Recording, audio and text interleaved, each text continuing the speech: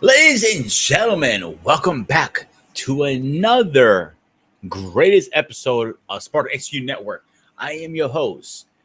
I gotta fix my banner. I am your host. Ghost. Blah, blah, blah. I am a host, the Spartan. I don't know why is my thing wrong. All right, let's fix that really fast. But how is everybody doing tonight? Guys, do me a favor. As you come in, please hit the like, share, and subscribe button. It will help me out so much. So, as always, I can't do this show by myself. Let's get my little helper in here.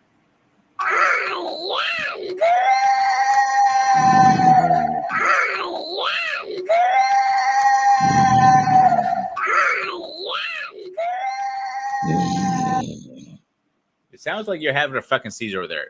No, you don't get it. One day I will have to do a custom-made soundtrack for me that will say, I am Bear Paw. And we'll have an animation going on. We'll just correct this nonsense because there's no such thing as Groot. Even the people will agree. Groot don't reside in Africa. Like it that straight. So well, either you give me Congo of the Mist, Congo the or Mix. you give me Bear Paw because that is an animal spirit in Africa. We're not trees. There you go. So I'm gonna tell you right now. I The have more, met. the Hang more on, you, hang on, hang on, okay, hang on. Let me finish my sentence. I have met people from your country that are smaller and skinnier than you. So yeah, not all you guys are big groups like you think you are. yeah, smaller and skinny based on size, but I'm a big person. Mhm. I get that. And anyone who have met me in the gym, they will tell you, nah, he ain't no good. They will tell you right off the bat. That's not But a good. Groot can be a big guy too. He can fluctuate size. Nah, sorry. I'm calling to a Marvel comics. I'm sorry. Groot is more Have like you B level. seen the original comics? He I've fluctuates in seen it. size. He's I know small, he big. flexing size. He flexing size, but still overall strength wise, he's not there. Yet he have a good characteristic because his genetic makeup is good to deal with certain material. But when it comes to strength wise, yeah, all you gotta do is torch him a couple of times. He's done. Hmm. So let's leave that alone. I'm a heavy comic book fan and anime fan. You know, naturally we torch people. So the Groot just don't fit. Pun intended. So theme songs tonight is the topic. WWE. Who has the best theme song? What do you got to say? Thing so. If only you mentioned it because before I came on this platform, I was watching some reaction show based on hip hop, aka rap. Right? I have not been watching that for the past couple of months, which I have my reason behind it. There are a couple of reactors like Screwface John, No Life Shack, and many other math offer. So there was some content that was put out. They had a thing called the seven level of rap. I was like, I wonder what. Until let me see what the reactors say to that. And after seeing the collage, they had to agree. That was one part. Second one that happened recently yesterday that I had to watch today.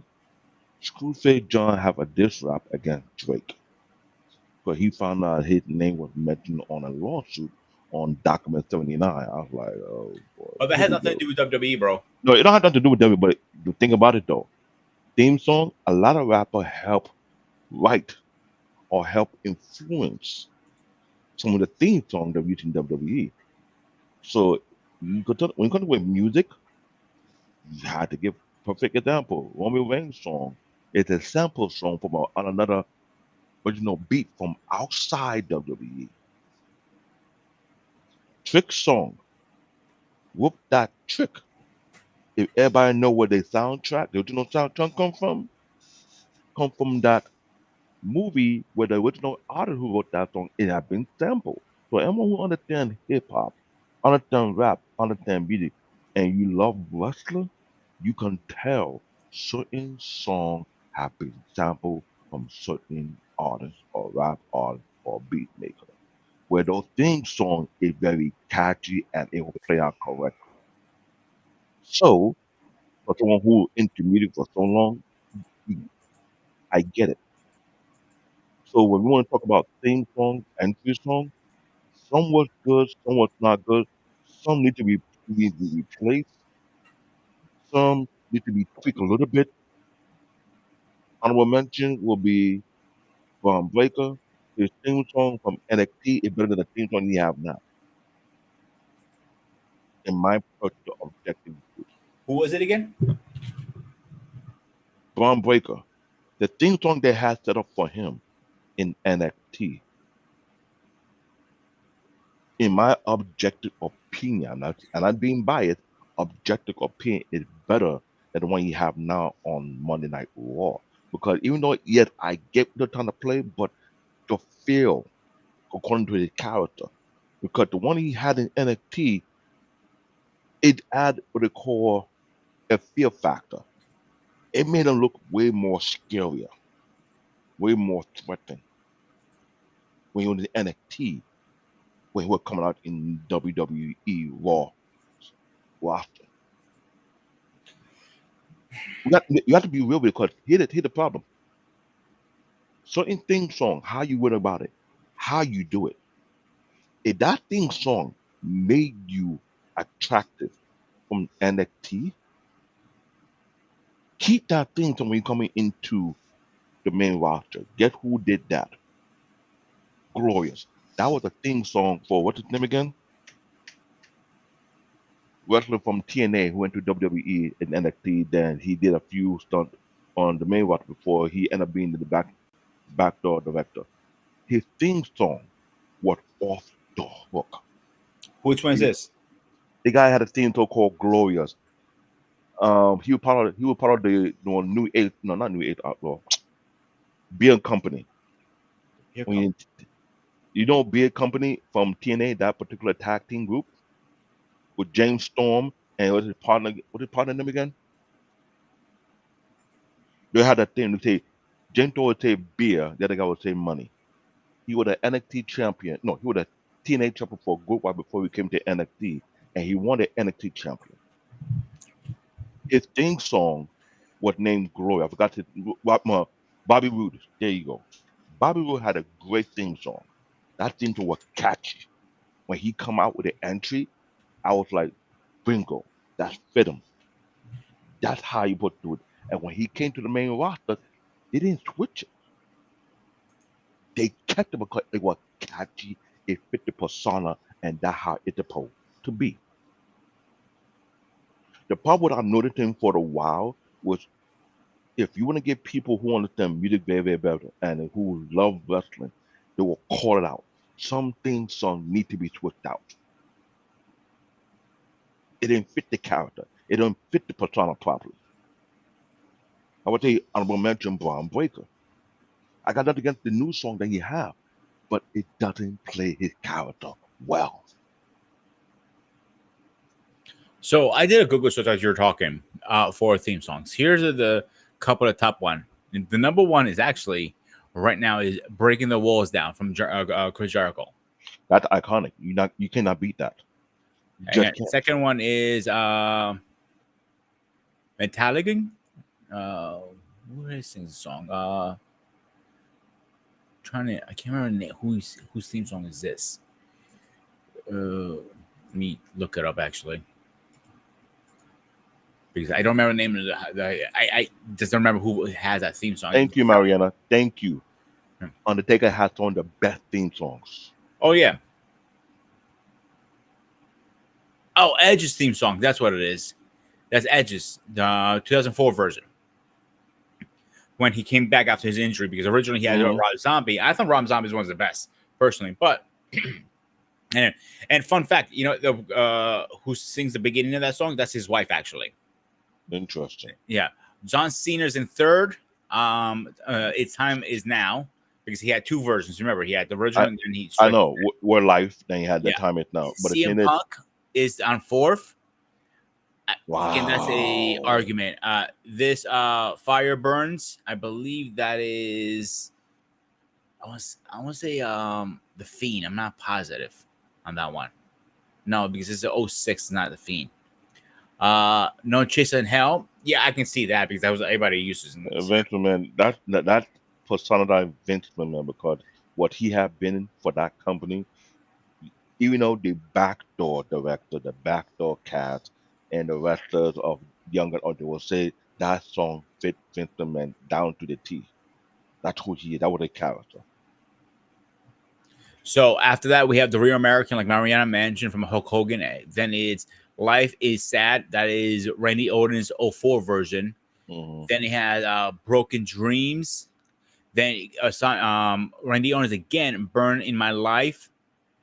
Then we have The Undertaker, Voices. That is, I'm surprised Voices not higher in the list because of And the way they're. that's because that's the thing. If you want to do the type of, I think we need to get all the wrestling head in here and put a real chart because when some people let's say the top 10, the list can be biased, but it's not objective.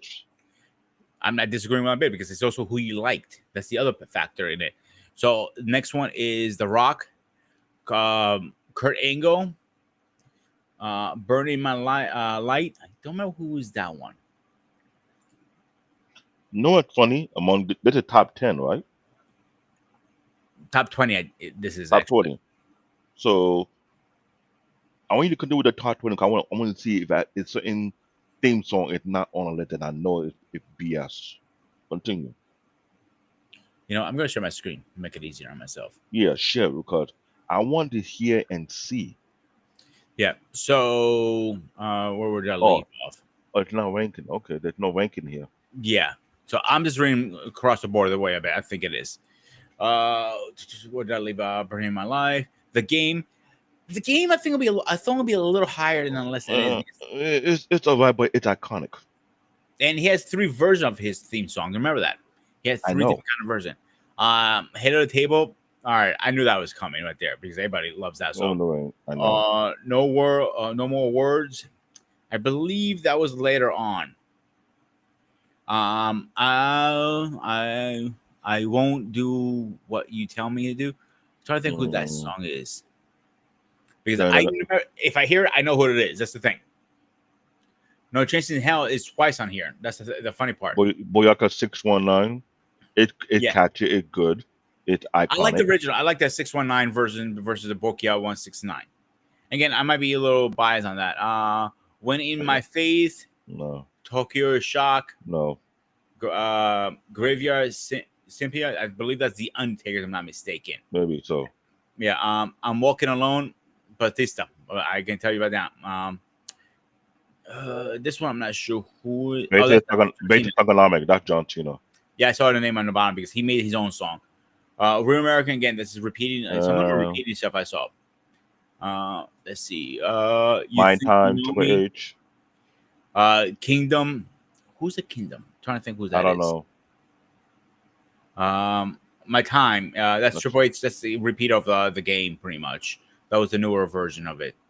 Shawn Shawn Michaels. Michaels. I It's knew that alright. was coming. Cher. Shut up. Cher. I'm No. not sure who that is. No W time it now. See that already. Yeah, Let me we know. see. So there's some of these repeated. Soaking on the love. Yeah. No. Uh, As so I'm, here, as, you know what here's as the I'm thing. looking at it, and I find it interesting. Some theme song was not mentioned. I'll give you a perfect example. There's one theme song that ended up being converted into two different versions, and that theme song was the more catchiest theme song in this modern era. And guess who you think I'm referring to? This theme song is so catchy. The latest version, you cannot play that theme song in any WWE arena and not want to have it be requested two or three more times again. Guess who I'm referring to? The more catchiest theme song that the whole entire audience arena want that song we done again. We play it again over and over. They can't get enough of it. Who think I'm referring to? Tell me. Come on, I'm giving you a hint. It's a perfect hint because of all the other wrestlers that come in, either be SmackDown on Monday Night Raw, So give me the clues again. What are the clues? on NXT, whenever that particular theme song get played and they finish, they wanted to get replayed again and again. No matter where he go, either within the US, either in the overseas, they want that song be played again. It's like contagious. Is it Joe? Joe something was his name. Is called. Man, I can't remember his name now. Because He was registered. the original version, it was catchy as hell, but it get converted to make it even better. That's crazy. Joe Hendricks. Not Joe Hendry. Okay, tell me. Joe, Joe Hendry wasn't be played too heavy. I mentioned Monday Night Raw, SmackDown, even they come on NXT, they want to play it again. Come on. What theme I'm song do you know if you watch wrestling and the whole entire audience is fully engaged, even the commentator? the only one I can think of right now is freaking shit. What's his name? Randy Orton right now. But I know that's not it. I know that's the wrong answer. So tell me.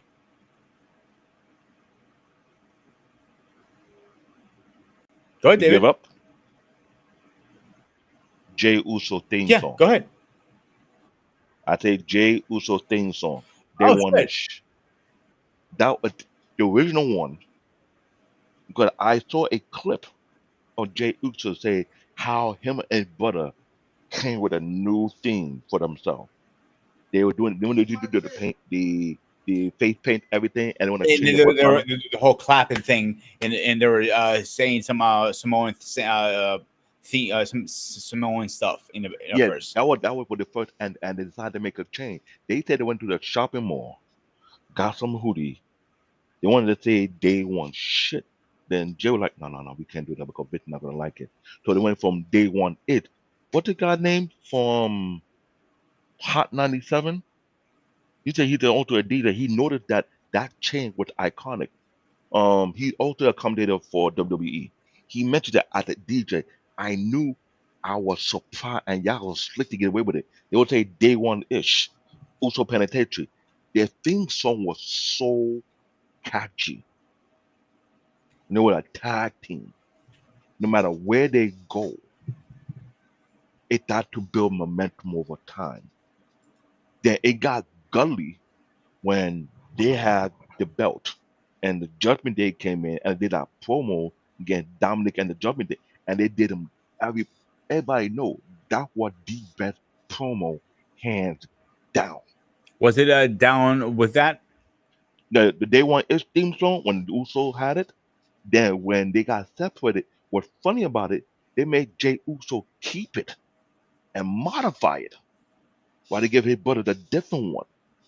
Yeah, now he has main event ish. That's what it's Yeah, called. His anyway, theme song. yeah, and the thing is, it's so catchy.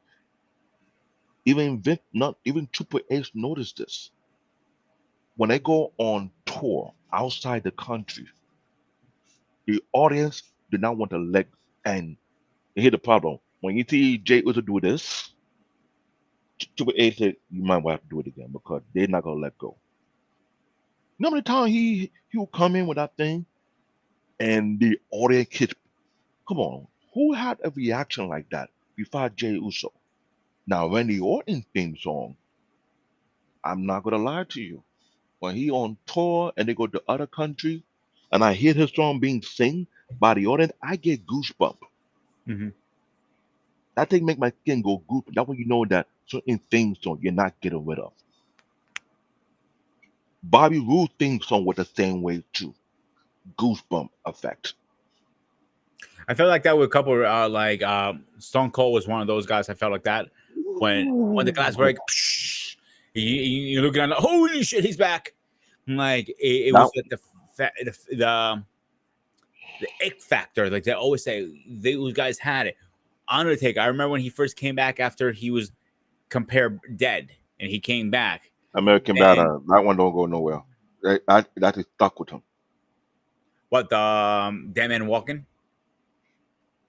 Absolutely, Dead Man Walking Now, is always a even American Badass is already stuck with him too.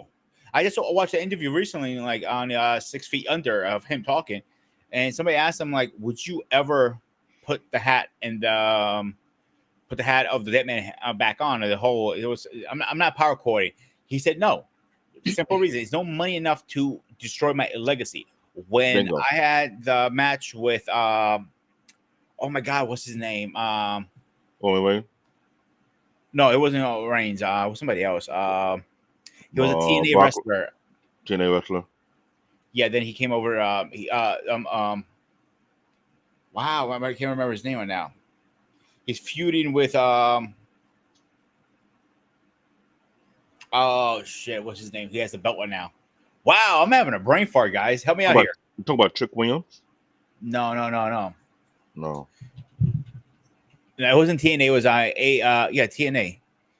He was the wrestler back then. The only few D wrestler back then TNA will be AJ Styles. That's it. AJ Styles. That's what it was. He had the last final match of AJ Styles during COVID, if you remember. But it wasn't a traditional match. It was a graveyard match. But the graveyard match was very photographic, and it was I was off the hook. I'm not gonna lie. And he even Undertaker said that's like he has no complaints. One of the best matches he had for to recent date as him, the farewell. But that's why he didn't bury also the badass gimmick, because he still can come back once in a while and do it. But he doesn't have enough gas in the tank to strap the boots on. And not only that, his body wear and tear. Because when I saw a clip about John Cena's medical condition, I was like, oh shit. And here's the thing: these guys beat the shit out of him. So let's be honest here. It might be fake, like people say. It's fake to a certain point. It's fake, like they know who's the outcome. But, and not only that, but the body wear and tear people do not comprehend is that even though you leave wrestling, you know how much surgery it takes to repair the damage. Hogan, great example. John Cena is walking the same exact way Kurt Angle was walking. I pay close attention to details. Because recently, I have some weird pain behind my right shoulder for the past few days where there's a nerve, a pinched nerve. That for some people, I do my arm a wrong way or if I laugh the wrong way, it's still a shocking pain from here all the way down to my elbow.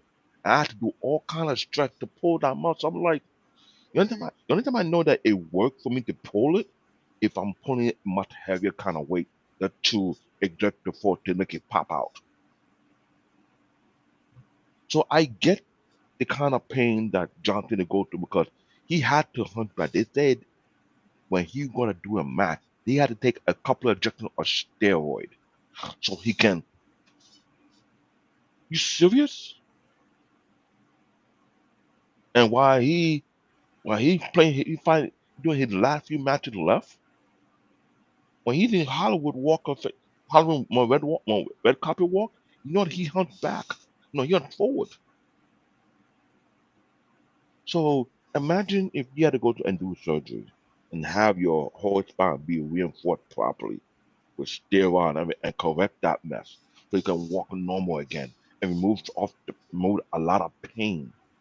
That's the thing. Even forget the theme song. Let's take a little break from the theme songs for 1 second here. Let's be human beings for a minute. These guys literally put their lives and bodies on the line to entertain us. People say, "Oh, it's fake." Yes, it's somewhat fake. I'm not denying that. Like the chair shots, that's why they cover their heads up. When I met the second time I met Mankind.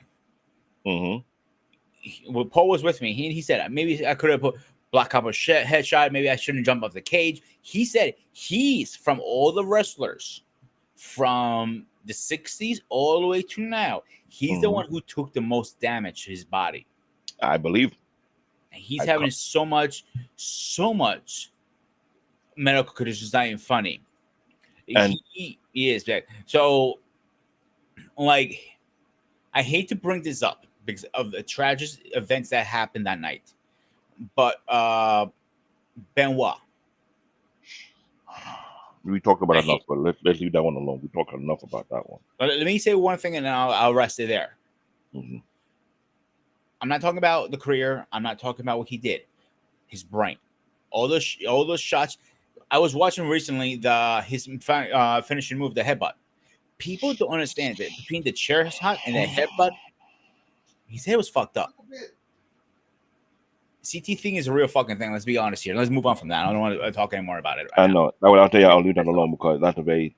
But the thing is, like you want to talk about theme song, John Cena's theme song are the only theme song I could say not only with the iconic, with the original. There was no sampling. That But is one of here's the. what I'm going to push back right now a little bit, David. Right? So during the Attitude Era, it was some songs like Kurt Angle's. You had the audience engaging. Hmm. You suck, and so on. Right Yeah, it's a catchy now, song, now the audience are more engaged than ever. and they're the reason behind it. Like I said, No, I'm not so, denying that. I'm not denying it. So you have Joe Hendricks, they sing that. Chris Jericho's oh, new song. I can't remember the name of his song right now. He sings it himself. Then you have shit. What is CM it called? Punk. I'm CM sorry. Punk is heavily CM Punk theme song has been heavily sing no matter Is where it? you I never go. realized it's CM Punk. CM Punk theme song, Code of Personality is done by a black rock band. Yeah, And I that know that, song, that part. I'm not arguing that. But what I was going to say, Randy Orton's one is a big one too. ooh, that one heavy on the European tour. In Europe, Yeah, those are four songs I can think off my head no, that. I could think a lot more, but when it comes to Randy Orton theme song, Randy Orton said it himself when he went on tour over Europe and he had his theme song being sung by the audience. I even said it myself earlier. It gave me goosebumps. If anybody were to watch it and listen very carefully, and you're very in tune to music, they sang that song word for word, so much to the point whereby Randy Orton was like this. He was like he So almost broke. I'm sorry to cut you off a second, David. Before I forget, Chris Jericho's theme song from AEW is Judith. Did it. Yeah, Yeah. I didn't The want to thing is, forget before you move on. But go ahead. I'm glad you mentioned that. I'll get right back after this one. I'll talk right after Judith. Randy Orton said it. He almost broke character because of that. Oh yeah, I believe it. Because he had a song play many times throughout his career, right? But it felt completely different when he went to the European tour and hear the audience sing it word for word so high and so loud. Even Triple H at the back was like, you know what? We need to do way more tours in Europe because this don't make no goddamn sense. But now without comparing They're the starting audience, to now. They're opening again the European market. It kind of died off at one point, not because they didn't make money. They didn't know how to promote it correctly. So Ireland was the first experiment to it. I know they're gonna have. Actually, Ireland was the first PPL. Actually, I think of that about it. So they're gonna have more overseas stuff coming up soon. But I gotta push back on my buddy Eric here. So Eric thinks Right Piper's song was one of the best ones out there. He doesn't love Right Piper. Like let's be honest, Eric, you are in love with him. It's nothing wrong with no, that. You have a man don't get me wrong. I like Red Papa theme song, but it's not the epitome. Here's the thing: you want to put every theme song from the '80s, from the '90s, the 2000, the 2000, and now. That will be hard because you can't use based on one person's opinion. You actually need to get all the wrestling head in this conversation who will call it out. Because some, like I say, Ready Control theme song, almost basic guy broke several times. Everywhere he go in Europe and he hear his theme song sing to that such level of passion. He said it himself like he had a hard time trying to keep in character. I know what breaking the dude. He's an OG now in WWE. And he hear his theme song was second to that one with Judas. Chris Jericho's theme song. He never played Judas in WWE. You know that, right? I know. Judas was his own creation song. He Hmm. started with his band, and And it was part of his contract. He wanted his own song to be written. Sing with his own voice. That was part of his deal going to AEW. And You guess know what? what's I'm funny? curious right now, Go ahead. and I want your opinion on it. So I don't know if you heard the rumors. Chris Jericho might be going back to WWE. Wrestle Talk doing that thing, but they want Chris Jericho and Roberto, well, Roberto Rodrigo, wherever it was limit, back to WWE as well.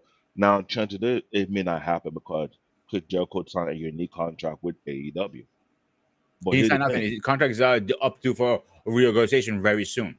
very soon, and I get that. But here the drift though.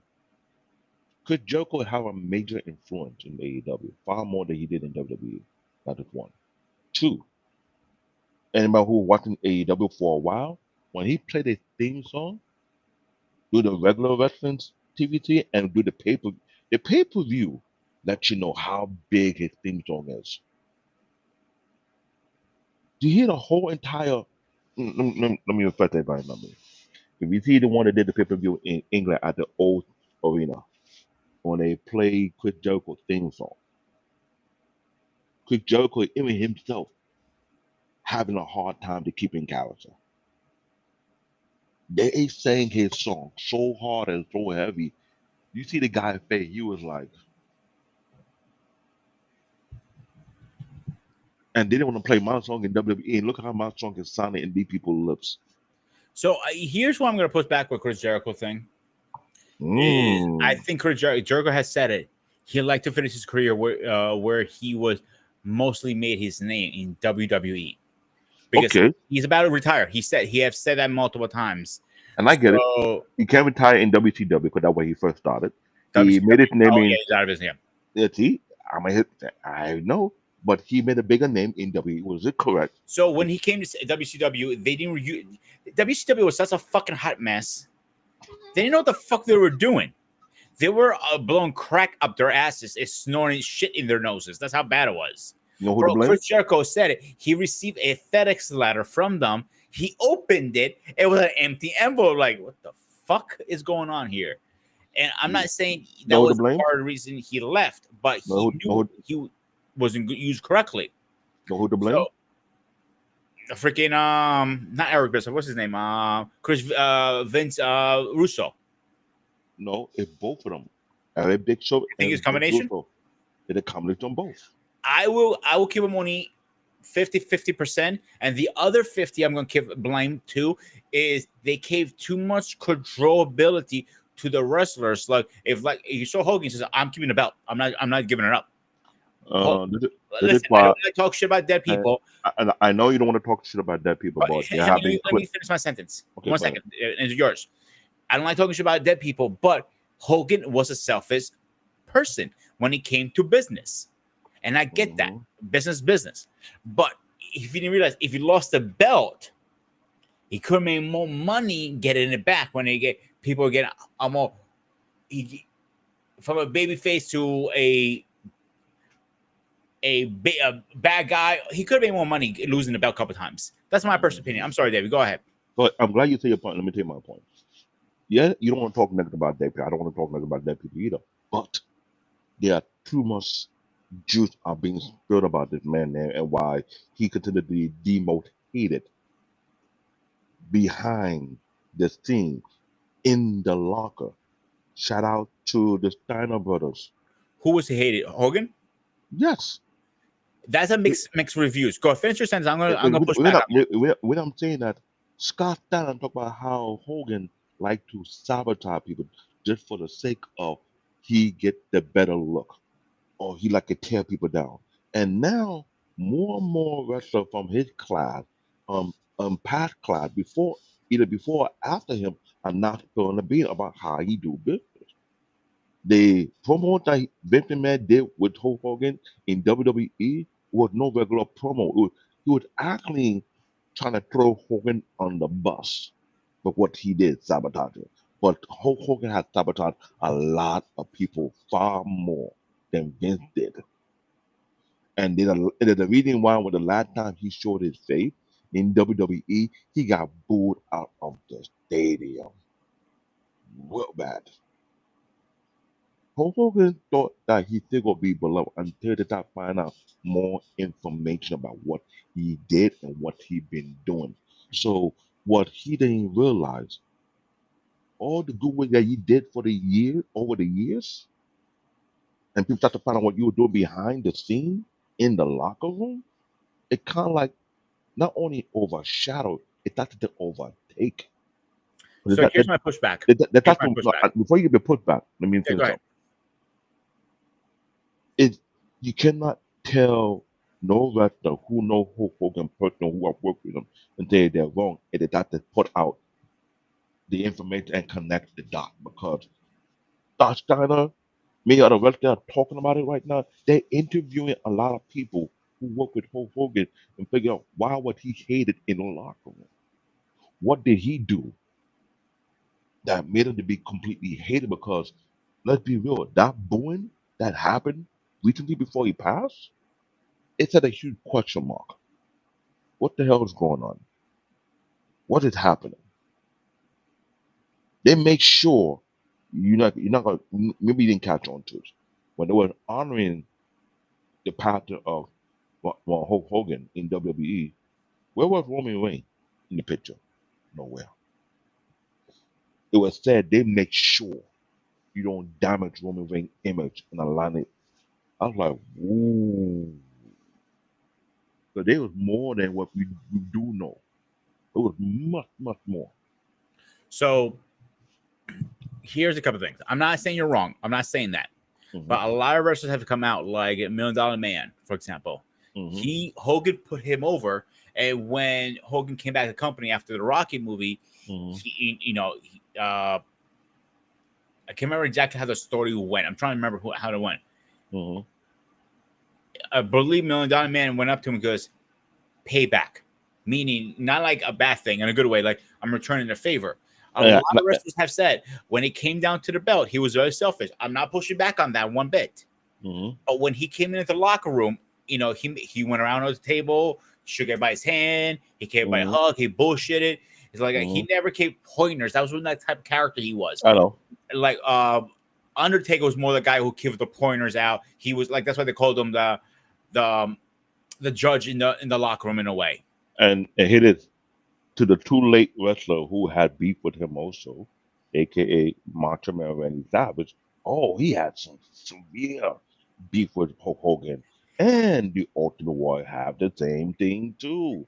And people were putting that in perspective.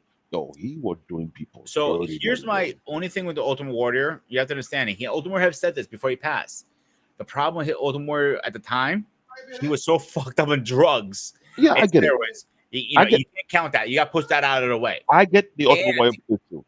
But what about the Ultimate Ultimate Randy Savage? Warrior, it was a multi warrior. I mean, Remy Sanchez. That guy was a control fucking freak. If you watch it behind the scene, what was that show called from Vince? The Dark Side of the Ring. Hmm. They say it out loud. His brother said it. He was a control freak. His wife could not look at another man. He looked at her like, look on the ground. You look down. Don't look up. And I get it.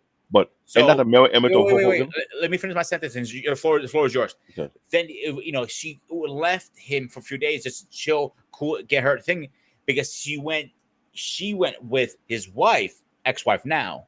He thought she and him had a thing. It was whoa, dude.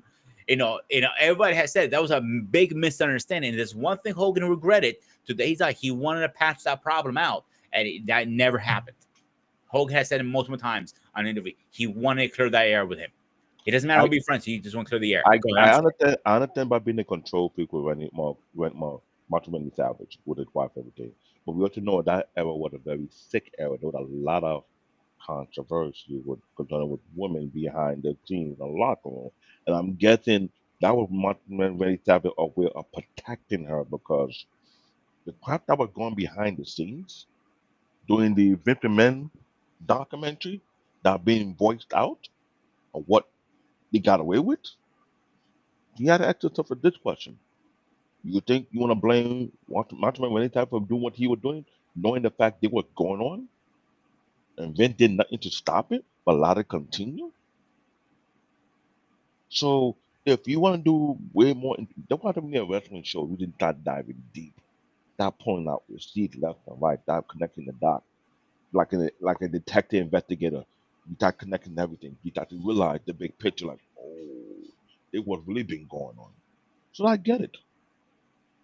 But to go back into the part of theme song, not every theme song is that. Mm, because we noticed, you and I both noticed, how many music directors have been replaced in WWE when it comes to making theme songs? Oh, she's too many. Okay, then. So to be on time with the present thing and the reality of things, why you think all of a sudden you have hip hop artists as of lately becoming attached to WWE? No offense, I was glad I was watching the thing by the 7-Eleven rapper and they call Travis Scott. They're good at it, but a mid rapper. Travis Scott is not all a rapper to begin. He whacked to me. But lately, a lot of hip hop artists are now becoming associated. I tell you something, right? Hmm. Because music and wrestling go hand in hand. Either you like it or you don't. The more catchy a theme song, I wish it was in WWE, the Swerve Strickland theme song, Who's song?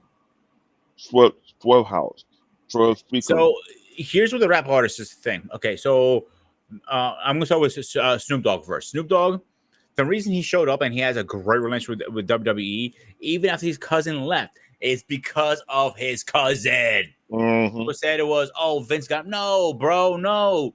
It was a Vince, and he just kept a good relationship with them. Bingo. So that's one. Now with Bad Bunny, that was it was because they were going to Puerto Rico.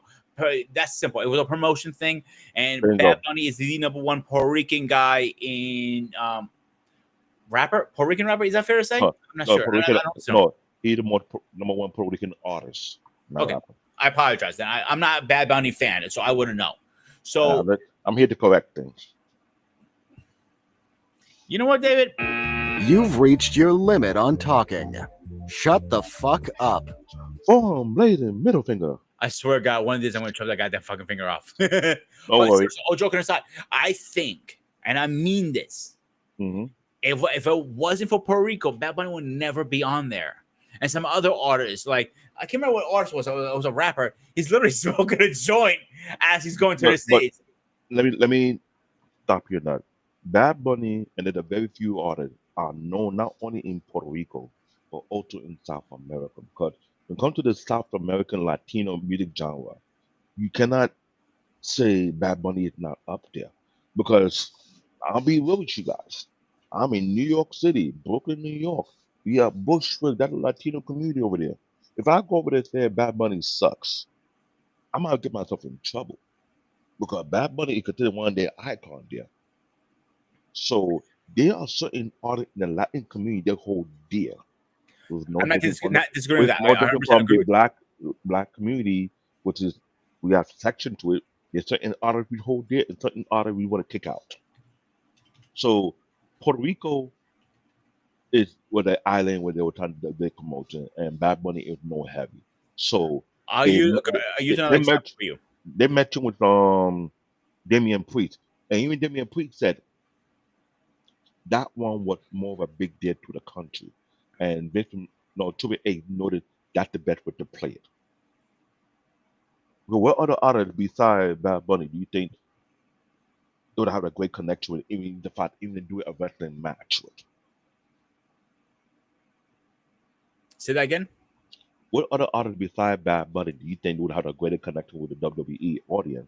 But Oh, also, nobody. even, But before you said before that, hang on. I want to give you my thoughts for 1 second, and we go mhm, get back right. okay, So Bad Bunny might be one of the greatest Latino artists. Not saying that, but same thing with Mark Anthony. Yeah, Mark Anthony is another good one too.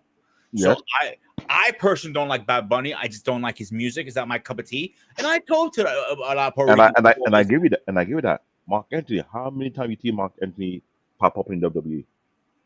never. Okay, then see, that's my point. It's all about business. Why? Mark Anthony, yes, is one of the greatest Latino artists, but how much have he made that impact or influence or popping up? Because as of lately now, we're seeing far more celebrities popping up. But they're not a constant reminder that happened before during the 80s and 90s. We used to have a lot of celebrities that pop up, like Cindy Lauper and many other. Can we recall that era when a lot of well-known actors and actresses, musicians were popping up to WWE before the WWF? Can we remember that particular era? It's like a loop come to the stock market now, and look come back right up. Now you're having actors are coming up. You got football players showing up. You got basketball player coming up. You got musician artists. You cannot deny it, can you?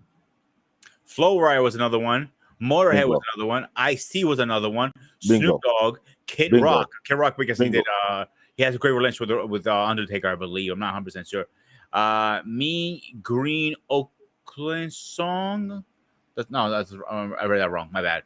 Uh, the guy who rings America's Beautiful, Anthony Frank Ring, Ray Charlie, Hmm. Flit Hamilton, Aloe Hmm. Blake. Those are only a Hmm. few the top list. I'm actually gonna go to Wikipedia. Wale, you heard it. Wale, another rap artist. He was there for the beef between the Uso versus the New Day, and he was doing the referee. You notice, like I said, a lot more influential people in certain genre in entertainment start to show up more in WWE. Now, let's not forget the deal that WWE made with Netflix, which opened the door for other people from Netflix production, either a movie or a comedy, whatever, are popping up more often. And now, I'm sure you have not found out, or maybe you have known that, they struck a deal with ESPN, whereby they're leaving Peacock and without broadcasting their content on ESPN going forward. I think we're already in a transition. I think. Okay, I said this earlier in the year Hmm. when WWE went to Netflix. I think Hmm. they're gonna pull. They're gonna start pulling slowly all the shows to Streaming Peacock. We're service. already seeing a transition. Now, if you have a European account Hmm. or you watch it from a European or you know how like your IP, I'm not saying you should do that, but I'm Hmm. saying if you do that, you can Hmm. actually watch SmackDown on Netflix, right? In Europe. And the fact that you mentioned that you can watch SmackDown on Netflix in Europe, would it be safe to say, and you have to be logical about it, before the year ends, SmackDown will be able to be viewed on Netflix no matter what region you're in. If you Yeah, already started, that's my point. Trying to get to. I think okay. we are getting to the point of transition there. And while we're doing that transition conversation, you're not leaving the theme song because when you're doing that transition, theme songs matter. You gotta think about it right now. Theme songs matter because, for one, if you remember what I mentioned, I was watching they call it the you don't believe it on YouTube. There's a thing called the Reactor Guild. Look at the word they use, guilds, Guild. Ain't that a word you take from anime and you put it in?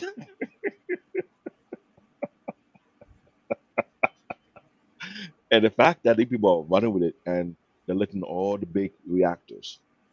There was a thing they did about 2 weeks ago called video called seven level of rappers. These rappers, some of these rappers are popping up on WWE and AEW. The level of collaboration, the Mhm. level of business being made, the level of music production, music distribution being made. Remember what I say for a strictly theme song? If if only if you were to come back to W and they play that theme song, how big would that because when he doing on AEW and everybody doing this, no matter where he go, it's catchy. Let get pop with pop do. His theme song is catchy as hell. And the fact that I'm sure Triple H is paying attention to that. He look like, yo, That's he up what there. Joe Henry said when he was creating his theme song back in NXT. Remember, he first came into the scene on NXT. People forget that. Then Uh-huh. he bounced back and forth with different companies. He went, I think, when NXT to I don't know if he went to AEW. Did he go to AEW for a little bit? No, I he don't didn't think show up. so. No, he didn't show up in AEW. That's one company he hasn't show up yet. Okay, He so he go to, went from the TNA to um TNA right now. I'm sorry, NXT to TNA. I said it backwards. My bad. but he went to other. Went to other indie promotion, but he did not do AEW. He did not do Ring of Honor. I'm checking my memory right now. He did not do that, but he went to other indies. He may not went to the one in the Washington State. If I've got what that one, what that my promotion called. Defy? Maybe yes. He went to Defy. New Japan Pro Wrestling. I'm not sure he showed up in New Japan Pro. I'm not too sure. I think he did. I know he bounced around, but whatever. My point is trying to get to Hmm. on an interview. He said I think it was Chris Vantag, whatever his name is, the one of the biggest interview at WWE. He's talking to the guy. He goes, "How did you come up with the idea?" He goes, "I want something catchy. I want something you can remember. You're walking down the street, and all of a sudden it pops in your head." And that's how I believe Joe Hendry came in. And In and Joe Hendry, just no, the beginning. he went to the British Indies. The British Indies, they know who John Hendrick really is. And there was some wrestler who was in TNA, with an NXT, who have real personal relationship with Joe Hendry. And they were crapping on him with his theme song because they know that thing was annoying, but it was catchy. Oh yeah, It was catchy. To the point where now they do that collaboration with TNA and NXT. And hear the clause. Don't say his name. Don't even mention that phrase. Let's say he says his name and he repeat. You either mention his name or mention that phrase. He pop up, and they did that on purpose on both sides to the point it got annoying.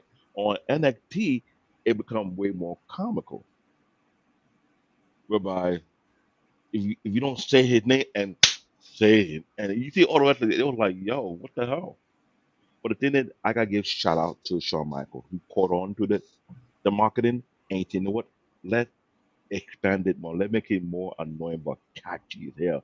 To the point the where thing with the some wrestlers, what they're smart about when they make their theme song. John Cena is one of them. They own the rights to it. Joe Hendrick is another one. He owns the rights. So wherever he goes, he goes. That one thing I'm actually curious. I don't know what's going to happen if Chris Jericho comes to back to WWE. Is he going to keep the same theme song? no, hear the thing. Triple H is not Vince McMahon. Say that again. Triple H is not Vince McMahon.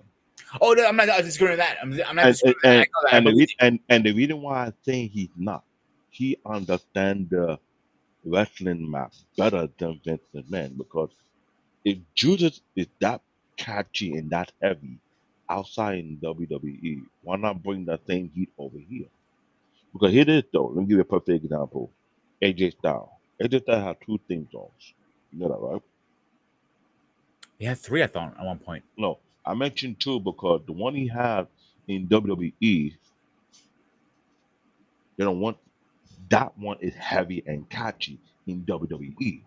But when he go and visit the last time went to TNA, they played the one that he had last, and that blew off the roof because he even mentioned he didn't want to mess with that song, but he know that song is tied with him in TNA. That's where he built his career far more than any other place. He built a career from TNA before he went to New Japan Pro Wrestling. Let's get that one facts. And that theme song he had in TNA is stuck. That's nostalgia. So you Mhm. cannot say, and he did say that in that Chris Van Vliet interview, he didn't want to play, but he knew it only for a reason they had to play it because of that. But he had another theme song, which you say you corrected three, but the one he had in New Japan Pro Wrestling is not the same one you have in TNA. It was not the same in the one in WWE.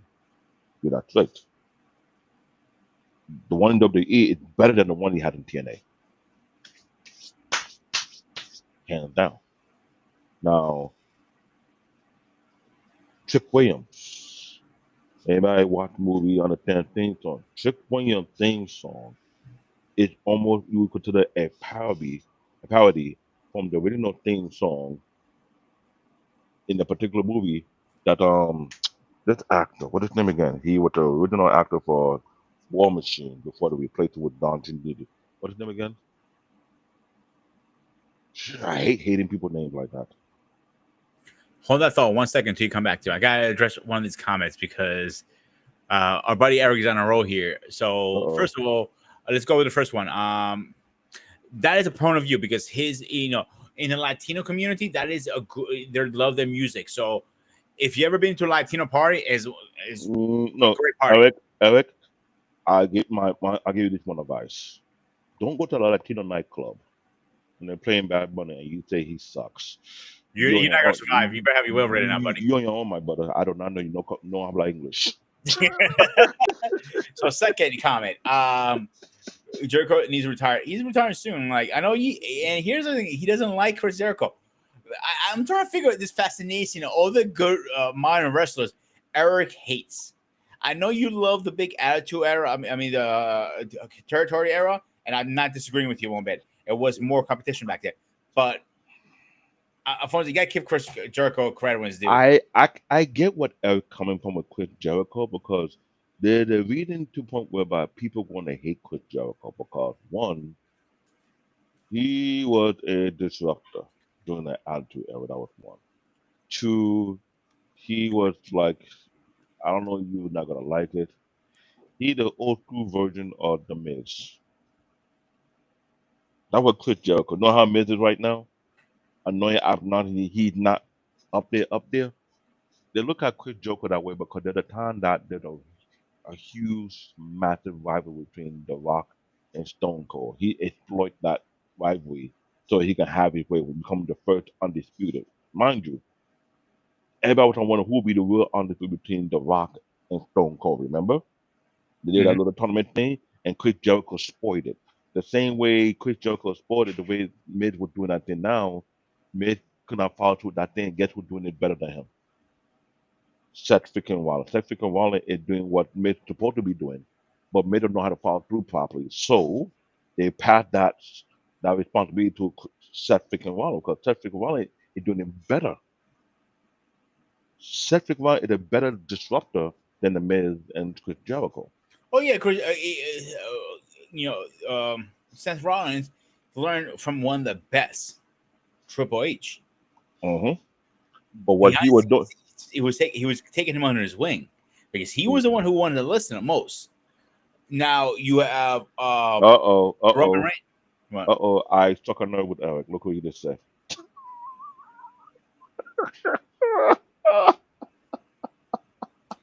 So let me get this right. You hate Chris Jericho, but you like this guy, The Miz.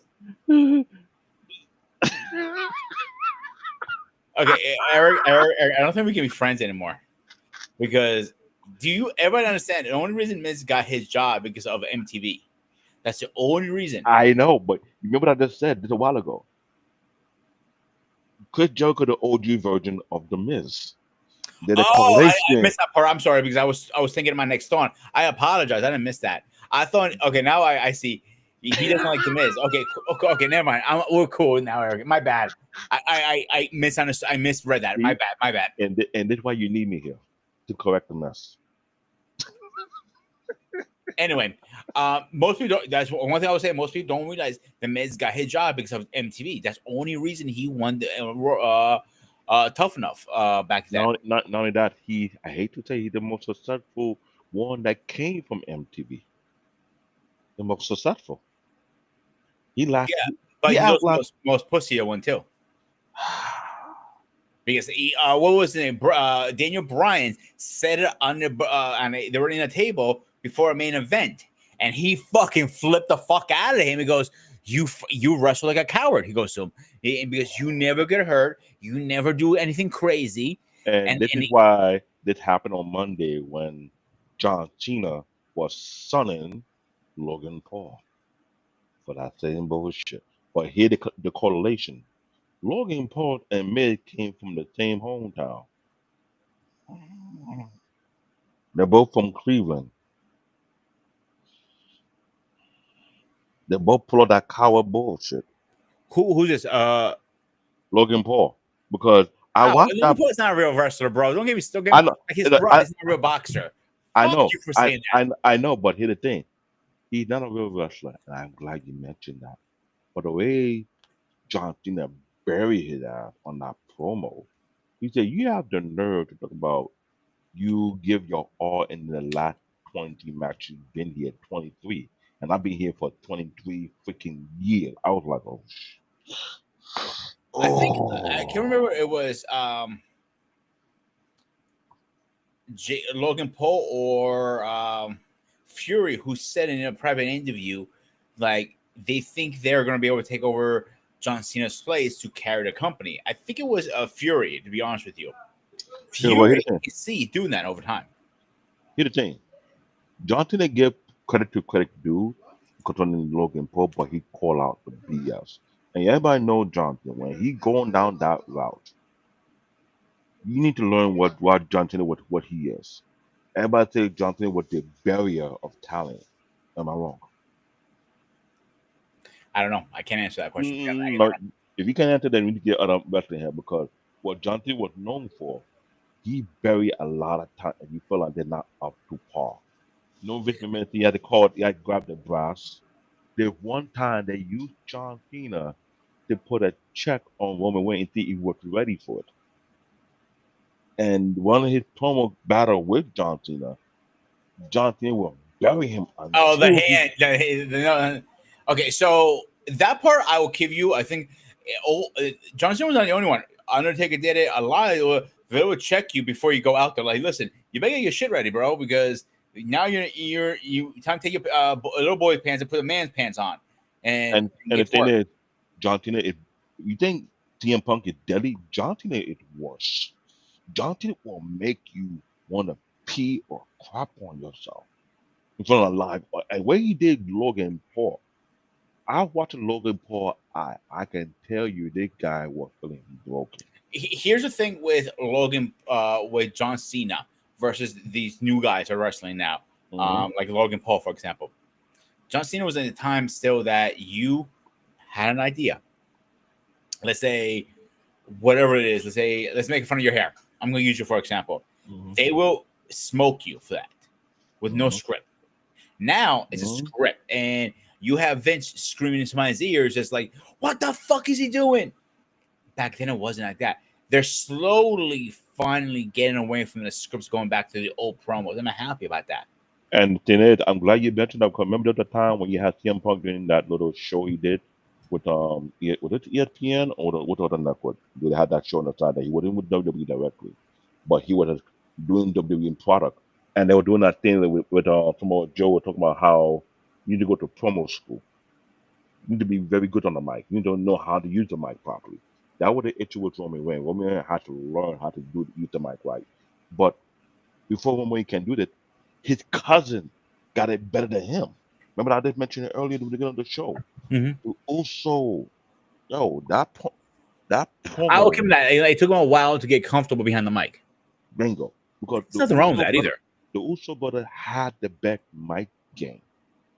From the Usos, yeah. But I don't think there was anybody who was vicious with the You know mic. who I think was the best mic guy on a mic when he does get the mic? Who? You're gonna be surprised at this because he's the only one that made Roman Reigns crack so far. Who? Zayn, Sami Zayn. No, Nobody hit Sami. crack. No. Sami Zayn had good mic skill. Sami Zayn was considered to be a genius when it comes to doing things that will keep you on your toe. That is correct. But I'm talking about clear cut, good mic No, I'm not game. denying that. I'm saying as a funny guy on the mic can make Yes, people crack is the only person who made Roman Reigns crack to we know so far is Zayn. it's Zayn, but Remember, he's not as the Usos. dangerous as this guy for TNA. What's his name? The director of Authority. What's his name? Authority. He had a snake puppet thing. He used to be in WWE. Oh, that moron! I know what you're talking about. Yes, The everybody Italian knows. wrestler, but he wasn't Spanish. Actually, not Italian. This is the funny No, part. he's not Italian. No, he's Spanish. But the thing is, when he played that character, everybody said it. Even Vince McMahon, he is more dangerous than R-Truth. R-Truth is funny, but he was so deadly. Even Undertaker said he had to dodge. He did not want to be around him. He said, "You don't understand. That guy is contagious. He make anybody break."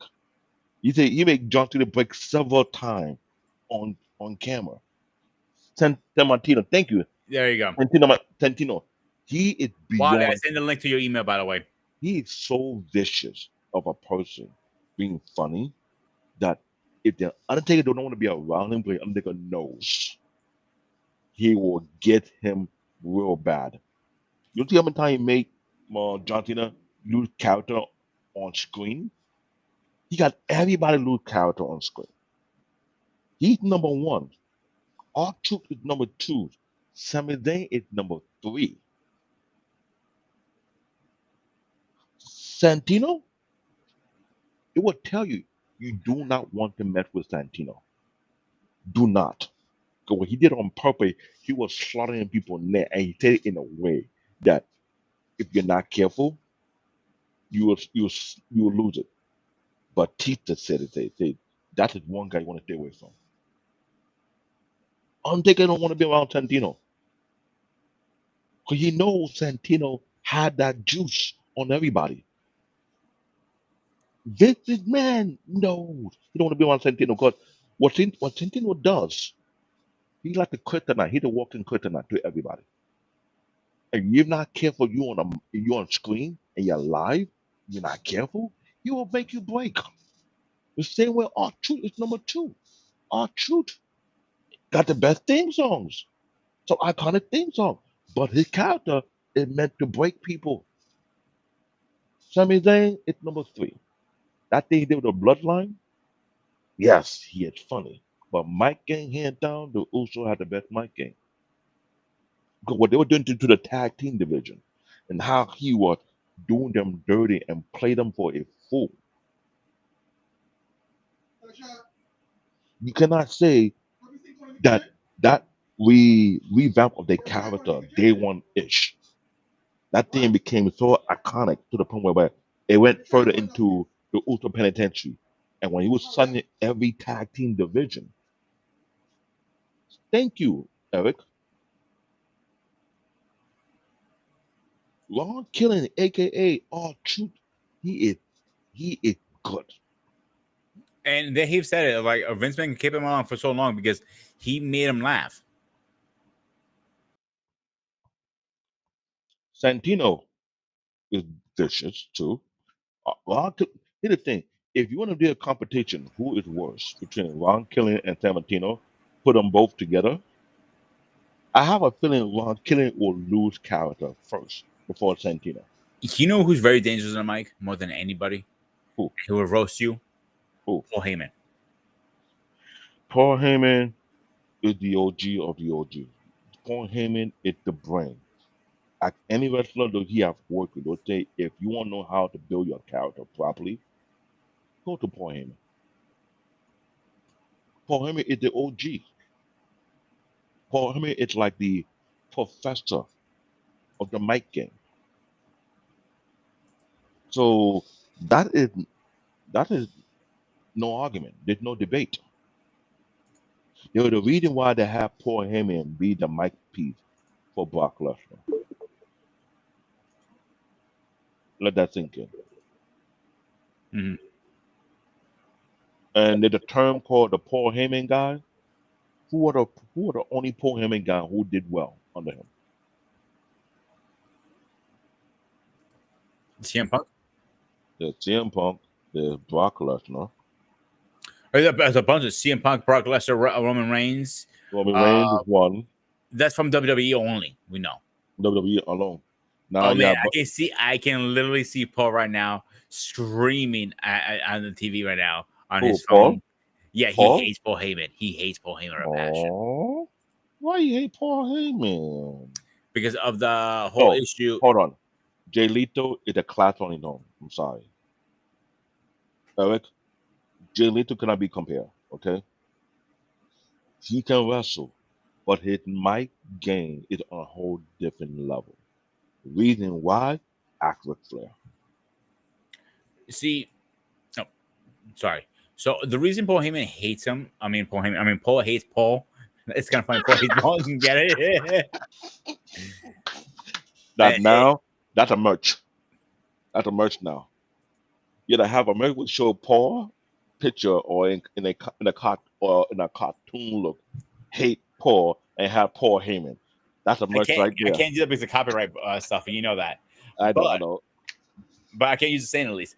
But Paul hates Paul because of ECW. The way he did it, he ran ECW to the ground. He's not a Hmm. fan of it. I get it. But And Eric, I'm glad you mentioned Jay Lethal, but here's the problem. Jay Lethal is a class of his own. No one can do what Jay Lethal did. And the fact that the OG of wrestling, Ric Flair, even said it himself, that y'all have not realized this man have unlimited potential on the mic, bar none. For the stuff he did in TNA, when he was mimicking Ric Flair and the way he did it, it's almost as if Ric Flair said it, he can't take it back. He's like, he owned it. oh, this is a little surprise here. His top guys are ready. Brock Yeah. Lesnar, we know that. CM Hmm. Punk, we know. Roman Hmm. Reigns. Hmm. Stone Cold Steve Austin is one of his guys. Yeah, it is. I didn't That's know true. that. Kurt Angle's another one. Hmm. And you scroll it further down, and some of the other guys that he worked with over the years is obviously RVD. We all knew that. Yes, I know. Dudley Boy, I did not know that. The Hmm. Danger Allies. Implemented. That was a WCW group. Yeah, the reason why Paul Heyman keep coming back to WWE, and the reason why Vince McMahon had to admit Paul Heyman is a wrestling genius when it comes to Oh, promotion. absolutely, But he and is. the time he got kicked out first out of WWE, it because due to the clash of idea. Paul Heyman had so much ideas. This guy was helping to create wrestler faster and better than Vince McMahon can even touch him. But the problem with Vince McMahon want to be the one who have all the ideas, but you don't realize Paul Heyman was a genius. And it's right. He was a genius. And I another Paul remember Heyman, I'm sure watching. that another Paul Heyman guy was not on the list, I'm sure, because he's not in WWE, because he's the AEW, is Sean Strickland. Thank you, Eric. This is the other group he worked with. Sean Strickland, the Paul Heyman guy, because he went to Paul Heyman, and Paul Heyman was giving some point. Paul Heyman helped so many people. Don't tell that to So many. Paul. Paul is gonna fight you. You might go knuckle to knuckle with him with that one. No, you remember what I understand by ECW. ECW was something that was too extreme, and yet the thing behind ECW hurt a lot of wrestlers afterward because the extreme part of wrestling came from Paul Heyman, aka Philadelphia, but it got swallowed up by WWE, and to the point whereby people don't now realize you really shorten a lot of wrestling life when you start incorporate some of the extreme rules and things that it would get. And now let's be real, Monday Night Raw on Netflix, dude. Sometimes you can't get the best 10, 5 out of 5 match or 10 on 10 match without adding some of these. That tag team match they did, it broke the limit. They were like, yo, I have to give credit to that was a good, well produced match. But the So injuries, how would they recover fast from it? And here's another thing.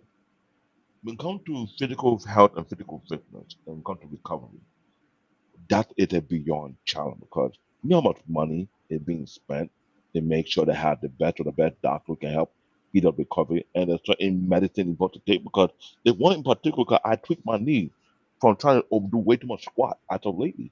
So I have a little popping sound, and I had to shut down. Every now I got to go back and take that medicine. Maybe will help me reduce the pain.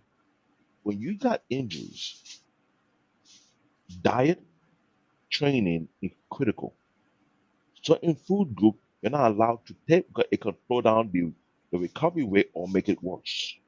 yeah, so here's the thing with Paul Heyman. I'm gonna agree with a lot of you're saying, and I know Paul is probably like twisting in different ways now. Here's the thing: if you remember Wrestle Talk, he did an Uh, interview. Hang on. I, He I'm go, listening. and he was about to go roast Vince. He goes, Vince, you sure you want me? You want to know? Like, no, just draw me money. He goes, you sure? I'm gonna go below the fucking belt. Just draw me money. All right, okay. He used his wife.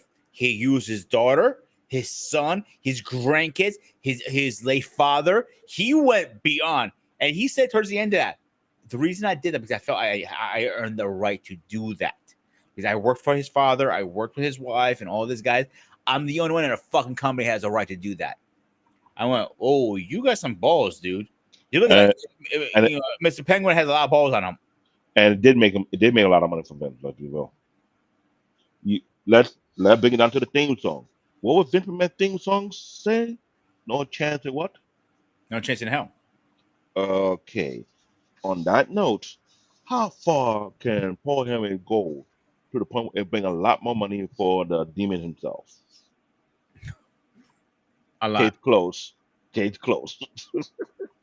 You can't argue because here's the problem. Because of that, promo games level had increased. Whereby if you don't have a good mic promo, you get crap on for this. And Paul Heyman, like I say, he is the professor when it comes to mic game because let's be real, he has struck a lot of nerves in the past couple of years. Let's be real, the bloodline beef he doing right now, you can't tell me he ain't doing a masterpiece. Only thing I would say about Paul Heyman, the only time I see him do any physical recently when they put him through a table. Yeah, but beside that, his mic game doing this bloodline, you don't He's think on the point. you He's don't, on point. You can't argue that. okay then. And I'm sure every other wrestler behind the stage in the locker room are taking note. You have to know Absolutely. when you got to know when to pull the string to get the reaction. Because when it comes to mic, it's all about reaction. Same thing with theme song. Theme song, it is theme song and mic are in the within the same level. What theme song will make the audience react to the wrestler? This is why when I have these type of I like to paint a picture so people can not understand when I say certain theme song get that certain reaction. It's like the mic game, the promo game have that certain reaction. Now, when you have a theme song that bring no reaction, then that's to let you know you need to change it. Am I wrong, Walter? No, you're right. 'Cause I know you look like we're going away from it, but we weren't going away because are they being variables? You We have to haven't really know. left the topic. We're just bringing other pieces into the puzzle to bring it in. Because if you think about it, you come in as a good guy. Your music, you do whatever it is, and then you turn heel. Sometimes the music needs to change with that. Am I making sense, David? It's part of the puzzle. It's like you bring in the playing chess.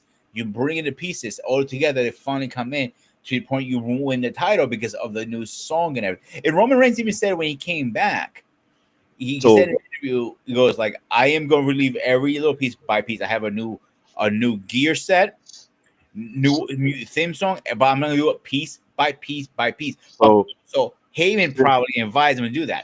so since we're on the Roman Reigns conversation right now, come to things, so I'm glad you bring it up now. When we have the authentic Shield song, right?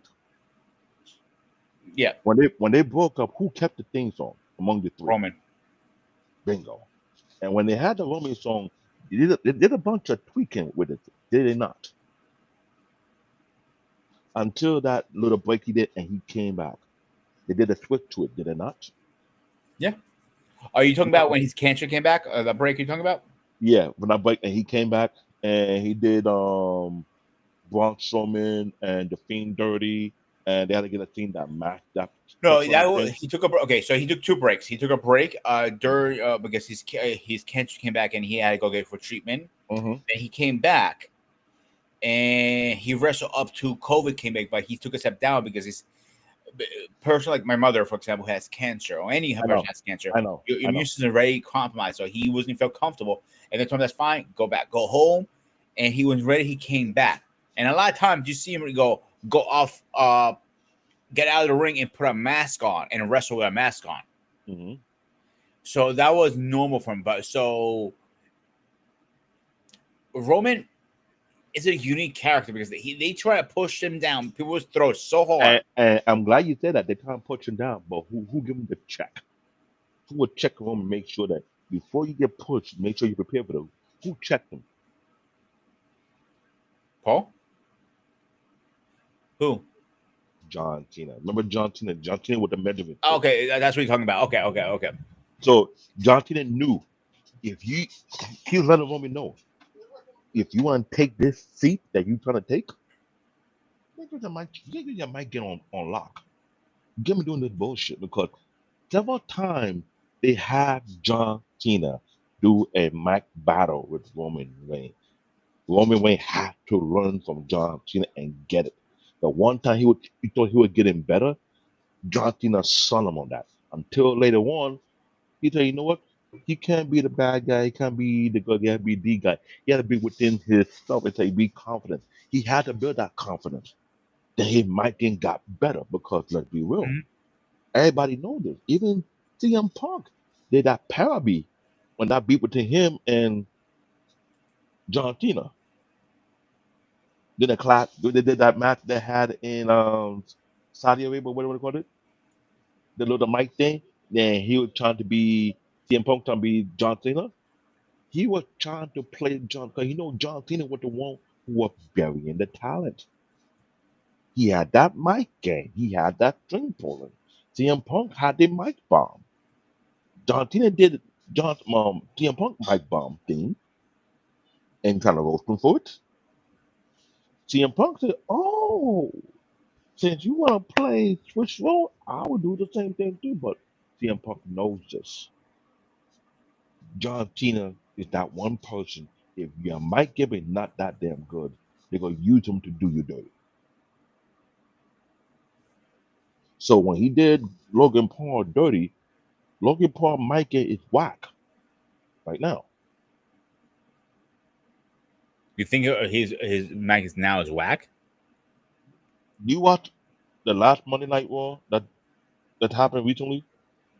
You see that thing he did with John Cena, and John Cena just decimated him. Hmm. There's a reason why when people are put to the plate with John Cena, they're testing to see if you can handle the heat. John Cena literally decimated Logan Paul. So the fact that he will send Drew McIntyre Oh, to that's what you're talking about. Okay. I thought you meant Roman Reigns versus Cena. I'm sorry. I apologize. this is why I'm here to clean the mess. You know, You've reached your limit on talking. Shut the fuck up. from lady middle finger, after he was Mm. saying, don't worry, don't go to make a pop man have me with a real sword look like a middle finger. I was like, there you go, I'll use that from now on. But you gotta understand the fact of it. Until John Cena leave, they gonna start using him for any other part. And I hate to say, he said something that was almost so brutal. He said there was other wrestlers he could have do a match with before his time is up. They got me doing a match with you. That was a shade. That was the shade. Because they put you John Cena to see who can pass the torch to, who you think will be the next best person. But the fact that he said you came up and you say you want this and you give him this lackluster mic fumble, that needs to stun you. That's why you go back to theme song. I don't like Logan Paul's theme song. Logan Paul's theme song sucks. It's I not agree 100%. attractive. You know which thing I actually like, and it was actually caught me off guard. The American Nightmare. American Nightmare. I What said the? I like it. I didn't say you need to No, like it. I said I like it. I know you like it, but here's the thing: the American Nightmare from Cody Rowe. Mhm. Hmm. How you want to put it?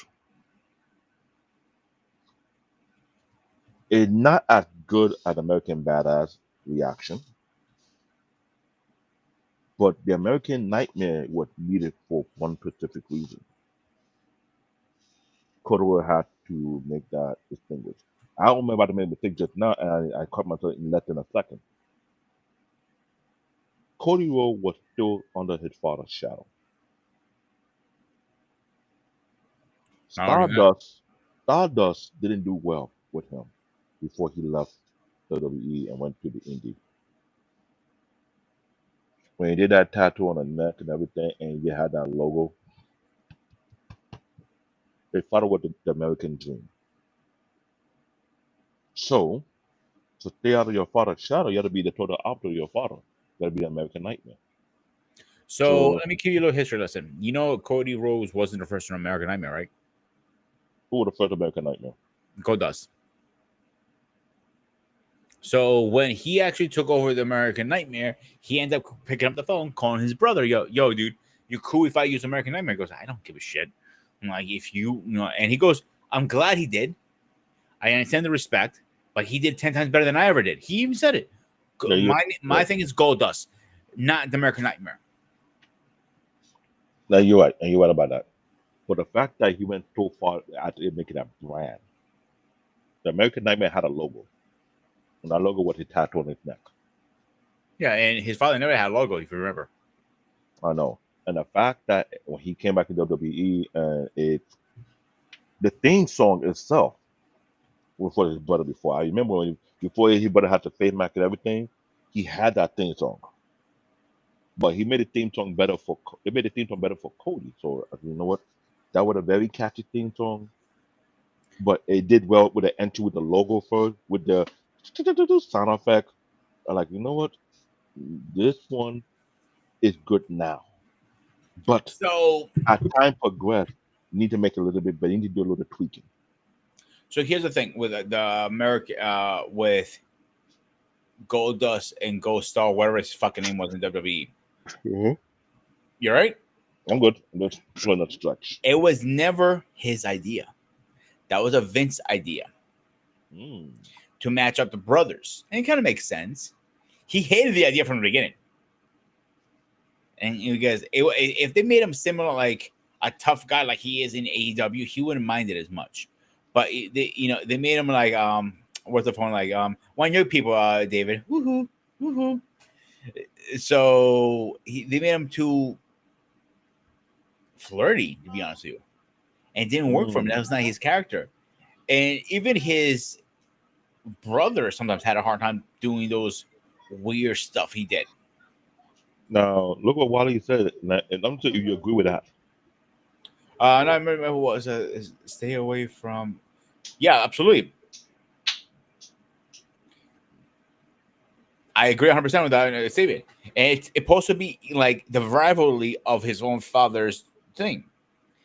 Fun fact, you probably know this already. The only reason Vince McMahon put his father in polka dots because he was overweight and he didn't like the idea he's overweight. So that was his way of making fun of his father. And I caught on a long time ago. I've yeah, been but caught on a funny long time part, ago. Roman, his father, it was one of his best wrestlers back in the day. So it kind of backfired his face. But Yeah, the thing back to is, the original topic. I'm not going off the topic.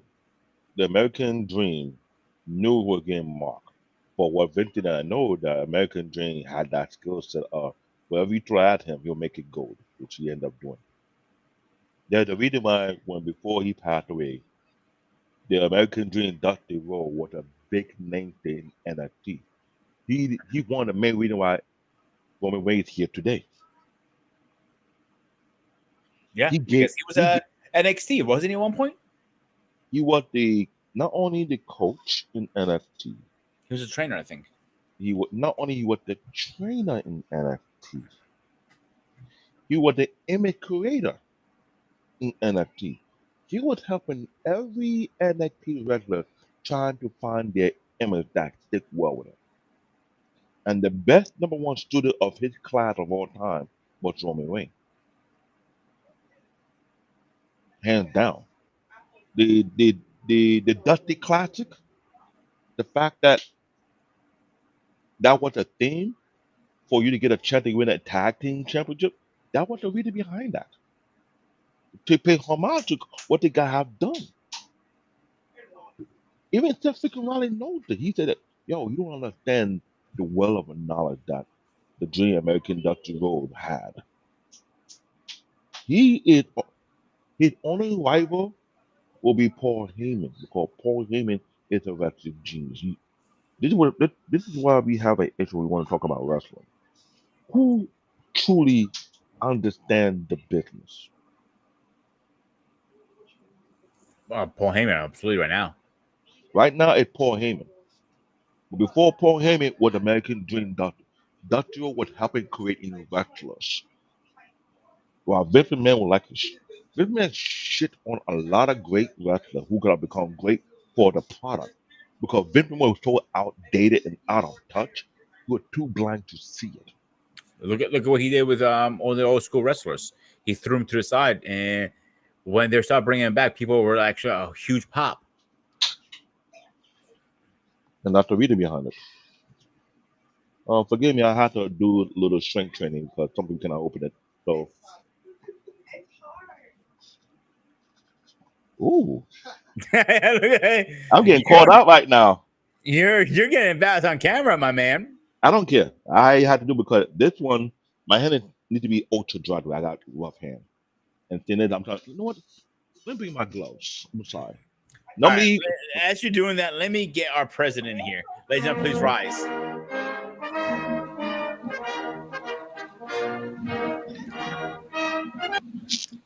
Were you screaming on the phone when I was talking about you?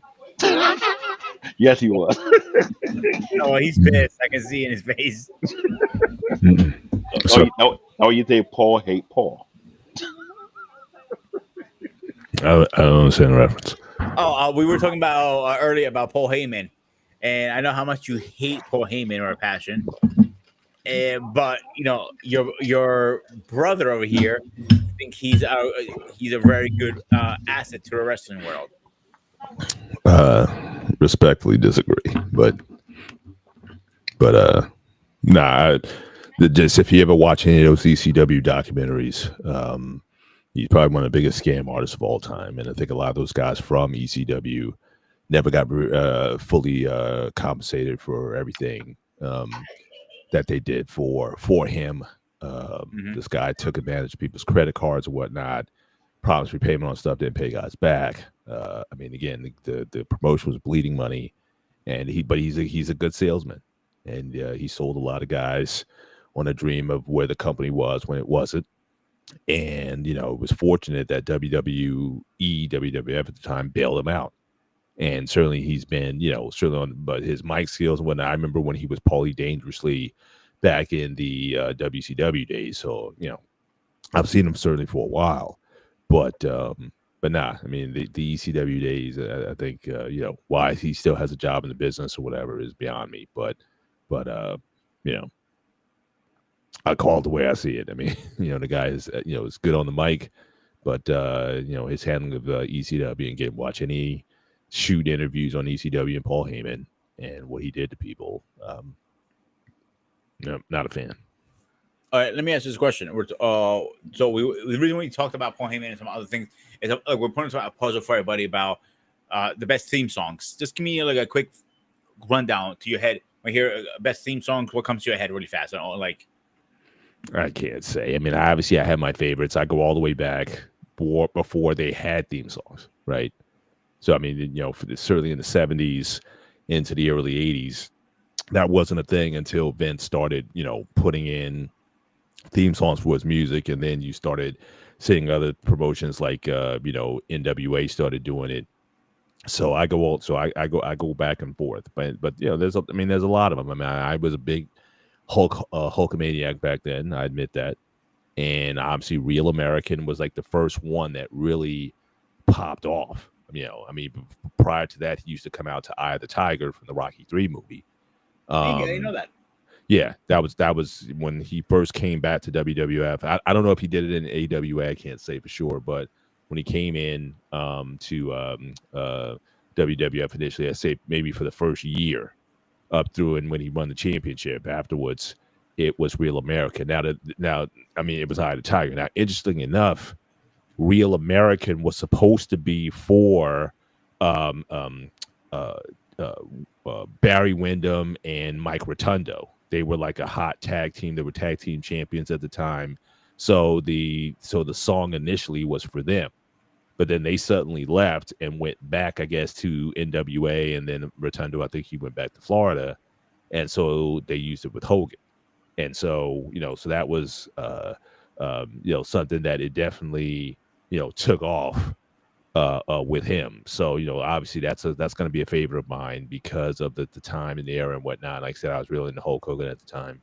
And so that was a big one. But, but so it's definitely on my Mount Rushmore just because of that reason. Regardless of what I feel about Hulk Hogan in later years and whatnot, it's definitely on my Mount Rushmore as a result of that. Um, if I had to put other ones in there, that really got me pumped was Ultimate Warrior's theme song when it came out. That big bass day came out. That was a big one. And then honestly, I gotta put John Cena's "You Can't See Me." I mean, that's yeah. I mean, say what you want about him. That was a huge one. And then probably yeah. I mean, you could put like The Rock. If you smell what The Rock's cooking, or Stone Cold's song in there. But one I really liked that maybe gets a little underrated was actually Kofi Kingston, SOS. By I wasn't a Kali fan of that Buds. one personally. Kali Buds, yeah, that one. That's all, and everything I'm saying now. It's in my playlist. Like I have these songs in my playlist. So again, Kurt Angle's Metal. When he used to come out. That Let me ask you this question, Paul. yeah. And I'll ask you the same thing, David. If you had to pick one song only from the theme song, and you cannot listen to any other song from WWE, that's the only song, which one would it be? Cena. David?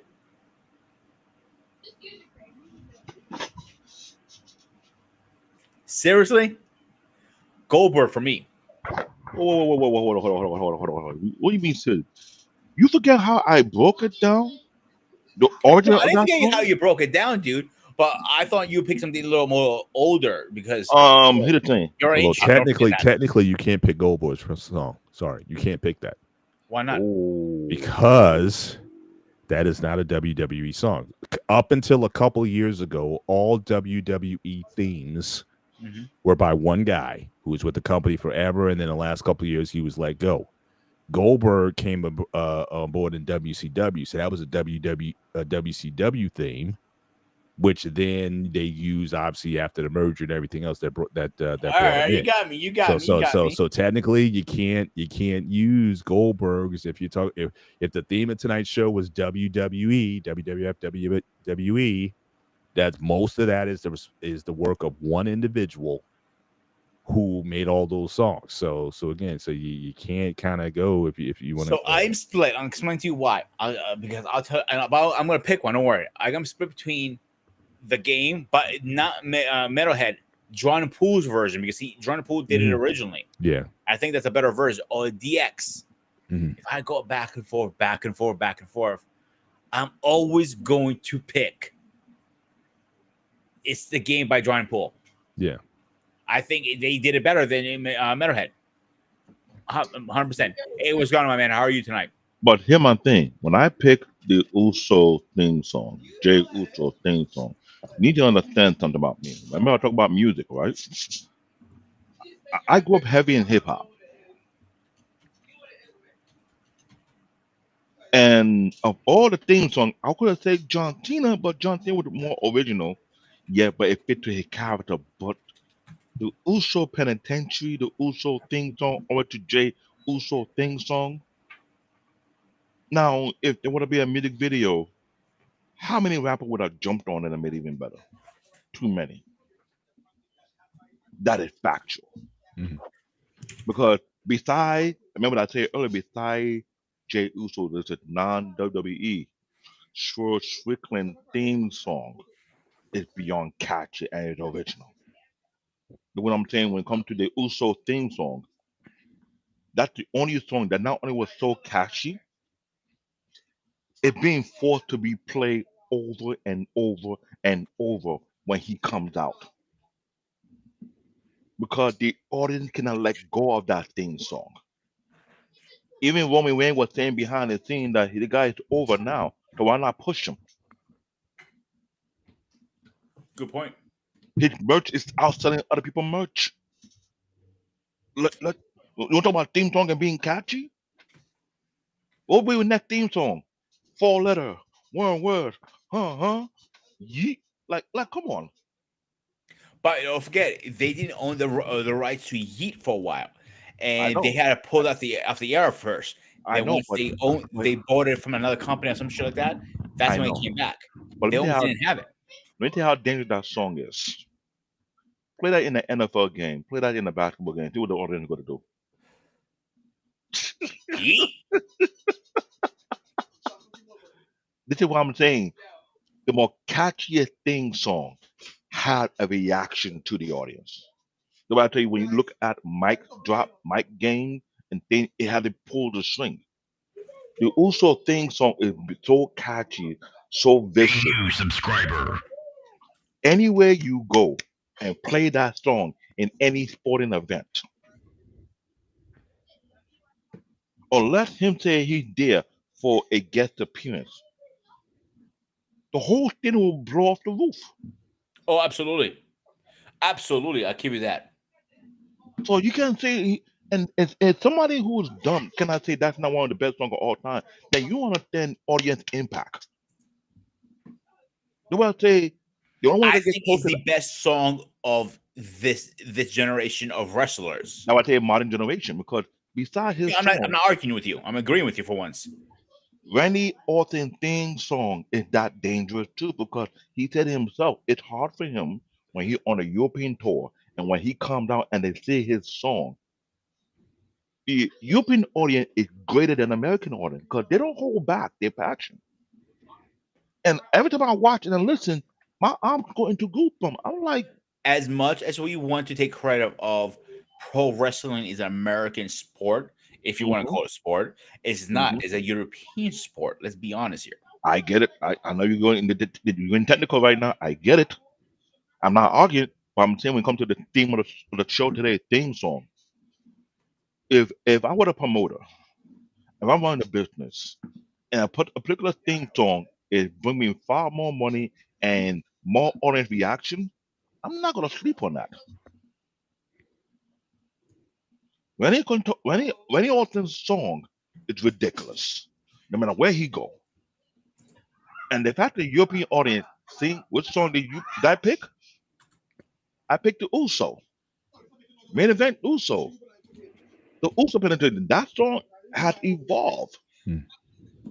I gotta admit, David, I am a bit of a old head. So their first one, so close now, especially when they used to come out, but the two of them used to come out and do the haka dance I before know. the thing. That was That good. that was so close. That was, and that rapper, he was actually a Polynesian rapper, the guy who did that song also. That was pretty dope. That's in my list also. That's in my playlist. So And close this now. and then what I'm trying to point out because when they started out day one is the new version of themselves. That thing had a steady rise. It never stopped. And it got better and better and better over time. It got to a point where they did that promo what I said with a Judgment Day. They blatantly disrespect the whole entire tag team division. Talk about every one of you. Lot. That's why I said then they bring that one back because now you had their real rivalry in the business, and they should do that. See who is the better tag team between the Uso and the JOD. That's the Tonga brothers. They had a known rivalry on social media that's going on for a good well a couple of years. But theme song wise, Jay Uso main event theme song is ridiculous, and that is the upgraded version of the Uso theme song. Okay, so answer this question from Wiley first.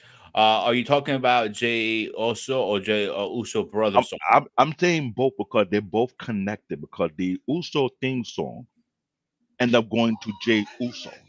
They gave it to him and they upgraded it. And Mr. Bennett said that song was catchy. So They had here's the thing: okay. single, just a single competitor, I will pick DX, like I said. But as a tag team competitor, I will say the Hardy Brothers had the best one. I'm trying to remember theirs. That's debatable. That's debatable. That But I will, yes, it is very debatable. That is what I like the most as a I, tag know- team. I know you're being biased. That's your I see why they say huh? Absolutely, I'm biased on that. See Because I Wale? like how What they're going do do do do do. They're coming out and they're shaking their hands in the air. Yeah, okay. and they All had right. the graphics in the background. I like that. That was the thing for a lot of wrestlers at the time. Hogan used to come out when he came back to WWE. He had the smoke with his, so that was a very cool effect. I think, and I think I actually missed that in a way. I know that's nostalgia. I get it, nostalgia. But once again, I'm gonna win this debate. The Uso song is one of those type of song that people sleep on as they grow. Then when they get to Jay Uso, I'm gonna push back it, a little bit of that. I even think even even even even in Jo- the Jay Uso version of that song, you have haterade coming from the commentary. They don't want to admit it that that song is beyond catchy, but you gotta stop the audience who requested for. Hold up. When you ever see a theme song turn into a DJ song, like you're in a club, they treat his entry like you're in a club already. When have you the seen that? one song also I think it will be is very popular Hmm. and it can go head to head with that is Joe Hendrix song. You can't argue that, bro. No, let me tell you what I can. Do you know how I can argue with that? Let me tell you why. When Jay Uso came to NXT, they did a remake with his song and Trick Williams' song, and that thing connected. And everybody was like, that might be a new mix." But when Trick Williams can be what I don't like about Trick Williams' character, he trying to be on a same level with Jay Uso, but you're not on that level yet. And you trying to be a battle rapper or some kind of thing, and you're battling against Joe Hendricks. Like, come on. Wally's pissed.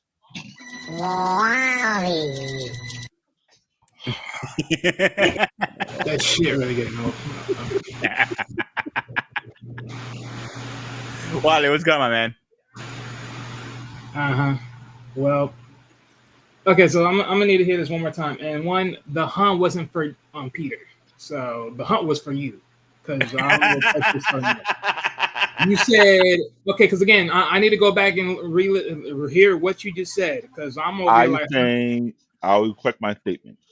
The Uso theme song, the second version when they got to revamp their image, to me is iconic. To the point they gave it to Jay Uso and upgraded and made it even better than it was before. so pause. You saying the Uso penitentiary? So when Jay and Jimmy, when they did the Uso penitentiary, their tag team song Hmm. became a single song for Jay Uso alone. Afterward, they upgraded. The day one is strong. So wait a minute, how's that? Huh? Wait a minute, huh? You're saying how now? You gonna say how right now? Really? You want to go there? Yeah, I'm really gonna go there. You really want to go there? I So when am. they I'm had that really day, going there. when they had that day one ish Uh huh. theme song for themselves as a tag team, Day one. you want to tell what you want to tell wasn't catchy at all? No. Again, that's not what I'm arguing here. What I'm hearing from you is again when you said the particular song. Okay, I'm asking you. Okay, the question on And the table was I which say theme song was the one you're talking about. So I'm asking you, were you okay, talking about singularly Jay Uso? Because I'm pretty sure when Sparta asked this question, it was about one wrestler, not a tag team, supposedly. okay. So If that's that's the why. case, it's Jay Uso song, yes. But I also So again, mentioned Jay Uso song with the upgrade of their tag team song, without trying to show originality where it originally came from. so I'm just okay. So let me make sure. So we're talking about day one ish, or we talk which song exactly we talking about here? Once again, musically speaking, the Day One this theme song that was created for the Uso tag team, one of the more catchiest songs of its modern time, to the point whereby when they did that division team, both brothers, they gave that theme song to Jay Uso and they upgraded it to the point whereby not only it became catchy, it became a moneymaker that tied to the merch sale.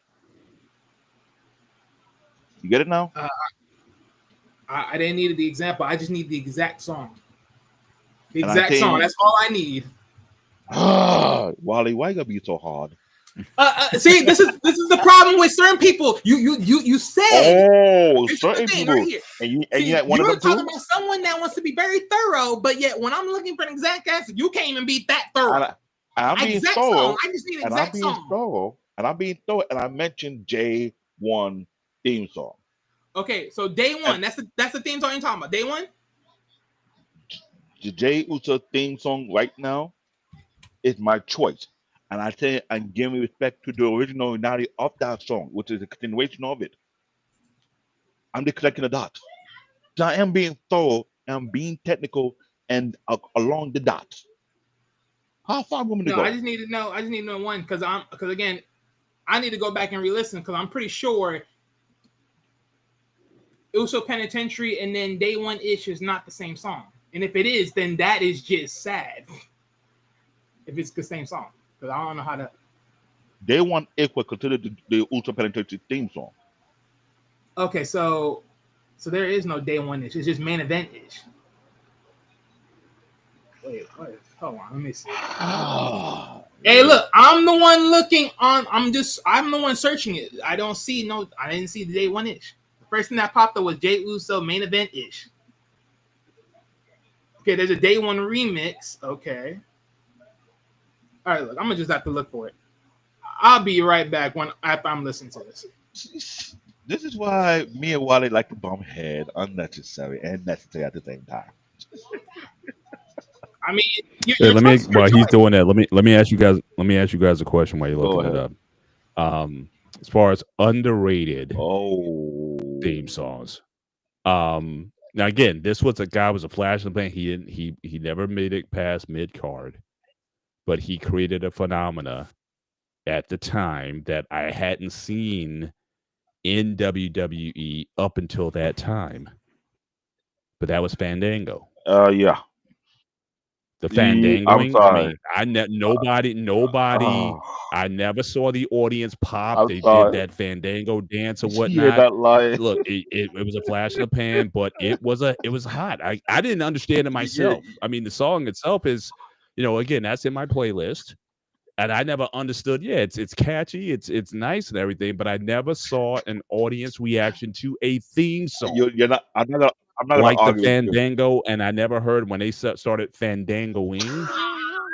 So I gotta give that song some credit because you could do that if all you want, Peter. But again, name me another song with an audience pop So like that, and you you can't can't. argue with that. I'm sorry. That is so underrated. That song was worse than the Macy's and the Old Navy theme song they play when you go to their store. That song was so catchy, so viral, The so fandangoing was catchier than the wrestler, yes. right? Because again, he was a mid card. I mean, I thought the gimmick was a bit silly. He wasn't that talented in the ring. He got a big push in that. I don't know if it was SummerSlam or WrestleMania when he beat Jericho. I think in his main match or whatever. But he never made it up. Big time like that. But nevertheless, like I said, he's probably the only wrestler that I know of where his theme song was more popular Yes. than the wrestler himself. And that is scary. And you went, And guy couldn't dance. He couldn't even his tango dancing was not. I know I heard him in an interview and he talked about he took all these lessons and stuff or whatever, but even his dancing wasn't that great either. what But the annoying about that nevertheless, song, the fans liked the him, annoying I about guess. that So song, they made it the annoying about relevant. that song, it went no matter where he go to either to NXT, Monday Night Raw, or SmackDown. For some apparent reason, the audience will not let go when they hear it.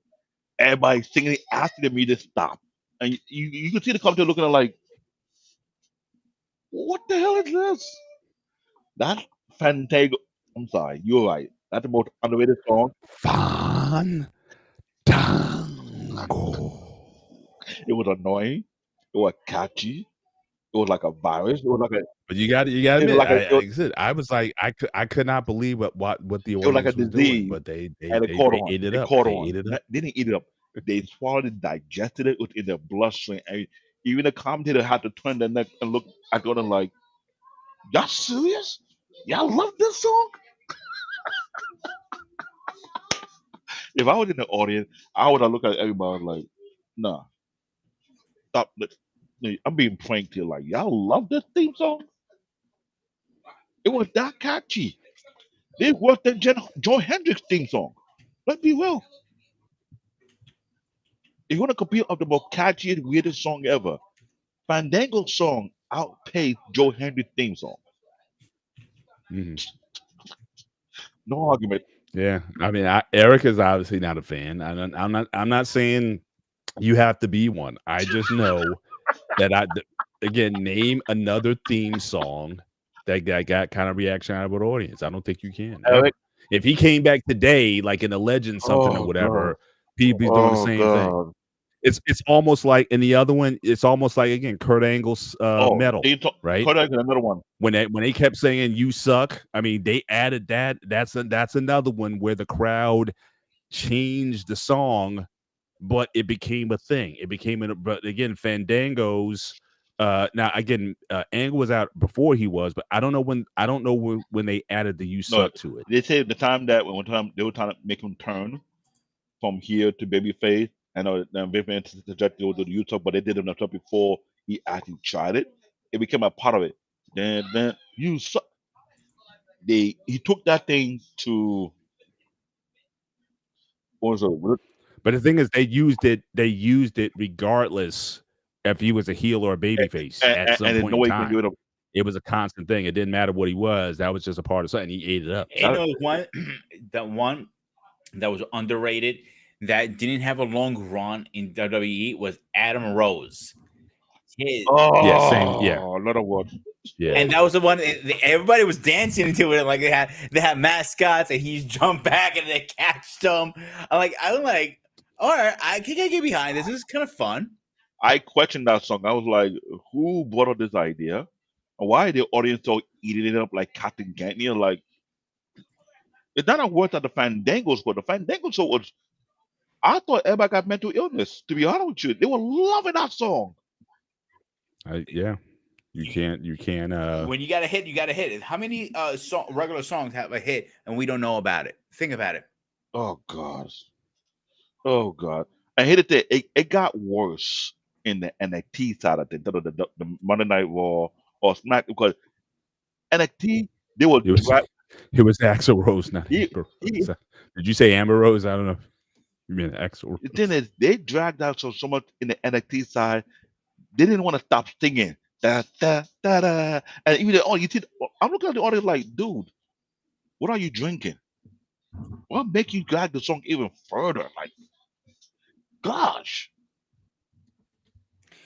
How much shit we want to give Adam Rose, but he has a huge following in the indie scenes. And if you He see him now, he's humongous, bro. He's not Is he? he's Good not for him. Adam Rose, he's Adam Bush.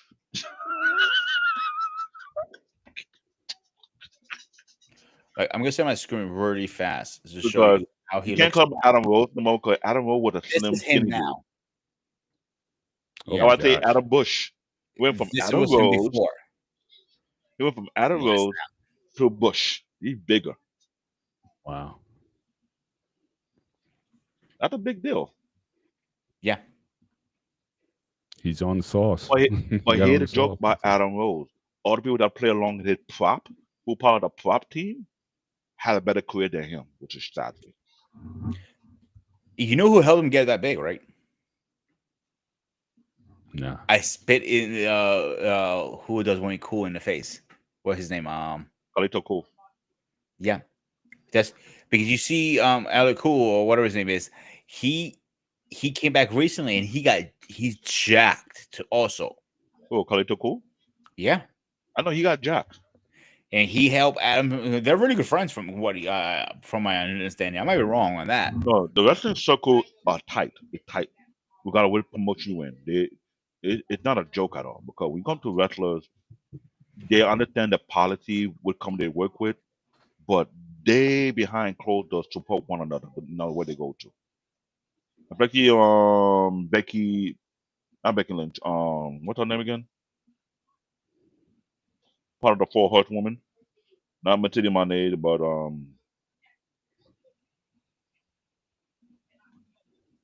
yeah, Bailey? Bailey.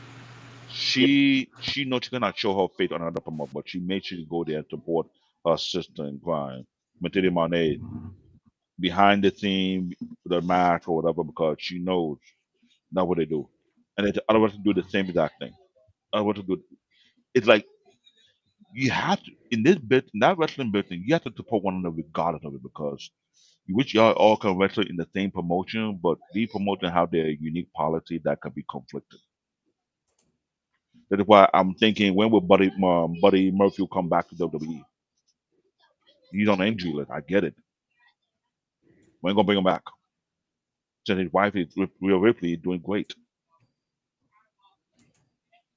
That's the question. Keith Lee, another wrestler like that, who I think maybe if he lose more weight and got in better shape, he would have done better in WWE. But he's a great, unique wrestler at the big side, but he had a health issue. But when you talk about another theme song, Unlimited, what a WWE theme song, I believe, to the NXT side. That was another catchy song. Ripley's song has come a long way. Her character completely. Who? She first Ripley. Ripley, yeah, it changed a lot. This more recent song, I hate to say this, I don't like it. It's catchy, but a lot of young girls are just drive. They drive. My daughter like her theme song, and she going crazy. I'm like, ew. Her theme song is beyond catchy, and she becoming a female role model big time. Storm, she need a change to that theme song. Nothing wrong with that theme song, but she do better. Bianca have a much better theme song than her. That thing is real catchy. And it go well with her character. But sooner than later, she might have to turn heel and have to have a little change to that song. Mm-hmm. Um, So finish your thoughts sure. because I want to start getting our final thoughts in. I want to make it a quick I'm announcement. trying to see what other female wrestler who theme song need to get some work on because there's only a very few female theme song that do well. What do you think about Bailey's song? Bailey, I think that needs definitely an update. no, and need a new music director too to get the real thing that will fit her because she had made a lot of changes to her theme song, but it's not you don't have the in there. I can talk about Stephanie Vaquer, but Stephanie Vaquer, I gotta get used to that song because from where she came from, New Japan Pro Wrestling and everything, and she's like telling me think about her. So I gotta say, yeah, that's for now. I'm trying to think of all the juggernaut wrestlers who have very huge impact right now among the females. That's hard because it's very hard because a lot of them are hot and cold, hot and cold. It's very few that you can sit there like, oh my god, their everyday shows, they keep going, and they go say, yes, they're good, but And this why we had that conversation about your mic game and everything. It was yeah, not it's pulling not even my thing. strings. It's the way H is running the men's division very, very well, but he's Mhm. having a hard time with the women's division still. And that's why you need some woman mindset whereby it comes to theme song because this what we talk about. The theme song had to be What? pulling. You gotta have that pull with the audience. Bianca Belair's theme song has that pull with the audience. Yeah. Undeniable. All right, Speaking. Wally, go ahead Yo, really fast, go and ahead. we'll start our final thoughts in a minute. No, I was wondering what you said because I was sort of thrown off a little bit. You're referring to a female theme song. Like only very few actually have better theme song. Bianca Belair has one. Will Ripley has one. Okay, so you said earlier that male has more better No. theme I was songs than saying females. he has a better way to do a better storylines for the man division versus the women's division. He's still struggling with that. Even Okay. that the theme song wise, there's not too many great female theme. AJ Lee theme song. No, what it did had a catch at that time when she was here. Yes, I'll give it that one. But Mhm. this is what I'm talking about. There's not too many great female theme songs that will catch it on a very select few. So really fast before we hit our final thoughts, let me get my right button here. So it came to my attention. Everybody know who Trish Stratus is, obviously. She, obviously, I mentioned this show before. She's also Greek, like I am, and her mother was battling cancer for a while. Unfortunately, I found out the other day her mother passed from cancer. Yeah. So if she comes across this, I doubt it, but if she comes across, I just want to send my prayers and thoughts to her family. Tiria, Zoe Sisas, because it hit me home because my mom is fighting cancer. I'm not sure what type of cancer her mom had, but I do know she stepped away from wrestling to take care of her mom. And similar, I didn't step away from my job. Similar thing I'm doing, trying to take care of my mom. So I felt it was appropriate to at least send our condolences out as a group, as a channel, and as fans. So For real. let's get into our. Do you guys want to say anything about that before we move on? No, I feel the same way you are on that note because I heard the news and I was like, wow, that gotta be heavy. It hit me hard because I met her personally, and And you yeah, did talk about having an interview with her, one-on-one interview. We have not I see like to whether or get her not. on here, but I'm working on that. But Okay. before we get into, I don't want to get into deep in that. That's a whole different conversation. Let's start our final thoughts. Let's get David go first, Paul, then Wally. Final thought will come to theme song, WWE theme song. I'm telling you, this is will have to be a case study or academic course in college because when creating a theme to a particular wrestler, it had to match their persona and it had to match their character. And it got to be able to pull the string of the audience. You see how we talk about today's show. We mentioned a few theme songs that you cannot let go. Roman Reigns theme song, the most few recent adaptation, it had a pull. Jay Uso, which was the upgrade version of the Uso Day One List theme song, it had a pull. Bobby Roode, Glorious had a pull. Randy Orton, Legend Legend Killer, that theme song, Voice in the Head, that had a pull. Um, yeah, Sami Zayn song is catchy, but not much pullage as it is. And then the very select few, when you look on the female side, Bianca Belair, hand down, undeniably has a pull. Where Ripley theme song has a pull. Um, and this is what I'm trying to point out. When creating a theme song, a poster written with the character who is portraying that particular persona in WWE. Braun Breaker NXT theme song to me is better than Braun Breaker Monday Night Raw theme song, hands down, in my objective opinion. Because it personifies his character, what he is, it put that fear factor. And when we dealing with theme song, I'm thinking we need to start looking at theme song for a lot of these records in present time, if we're doing it wrestler justice or based on the stock or if bringing it down. That's something you have to look at.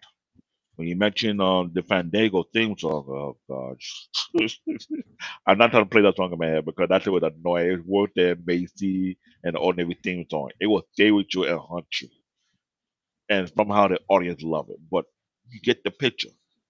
It's all about creating something that get a audience reaction, either be negative or positive. But it had to do something that build that character stock up. That is my final thought.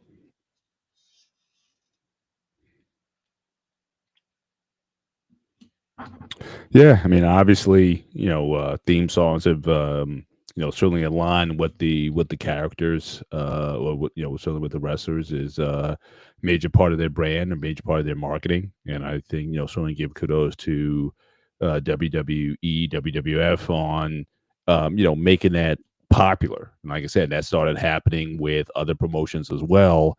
I remember specifically with the NWA, they started using theme songs of like popular music. Like I know the Midnight Express, for example, they use actually the theme song from Midnight Express. But then the musicians started to get word of it, and then they started wanting copyrights or whatnot. So again, even those promotions had to change because they didn't want to pay royalties to these artists for using their songs. And so I think McMahon, I got to give him credit, he got ahead of the curve and he got his guy. And again, the fact that that went on for so many years, with that he made so much music, I think that guy certainly deserves a lot of credit.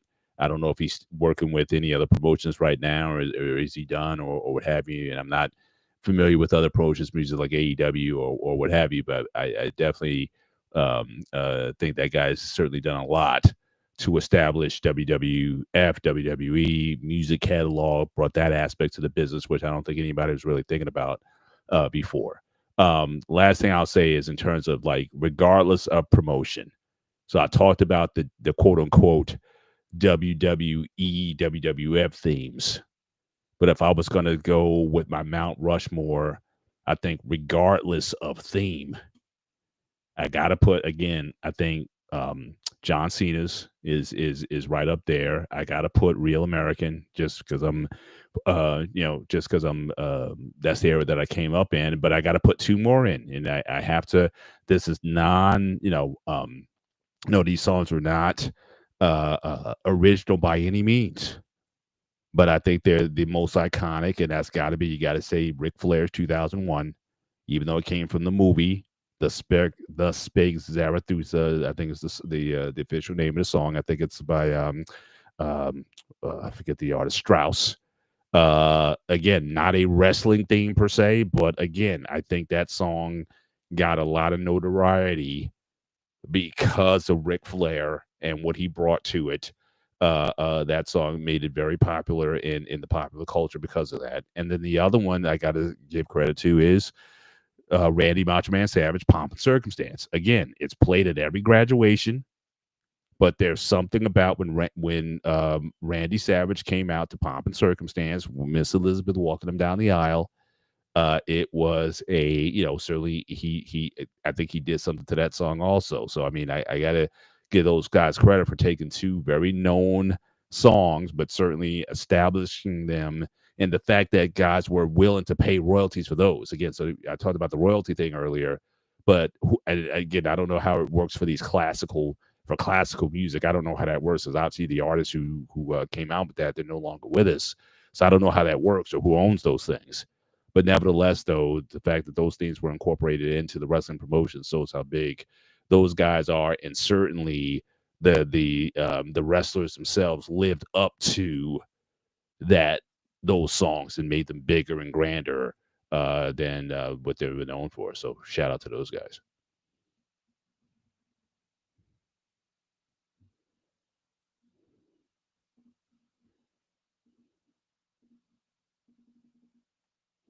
Wally. Sorry about that. I was actually like, Wally. I'm coming. Calm down. This is not a sermon. I haven't died yet. Yeah. So look, honestly, I wasn't really supposed to come up. I just had to get that clarification. I literally had to get that clarification. And first and foremost, literally, yeah. Look, for your song to be a mix, an extended version mix of the original mix, yeah, no, I'm sorry, it can't be iconic. I'm just calling that out right now. No, especially when it's supposed to be just a song by itself. They didn't, as much as popular they made you. You trying to tell me they couldn't get you your own a fresh song? God damn, boy, you just had to milk off old flavor. Willie Wally, go there now. Sir, I gave you a chance to talk. This is my time. Okay, this is my time. Okay.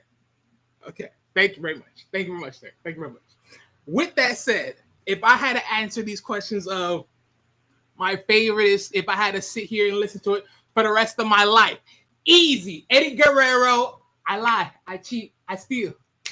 I'm not, forever. Goated in my life. Goated. I will forever hit that theme song for the rest of my life. Goated. Tag teams. I ain't gonna lie. I would agree.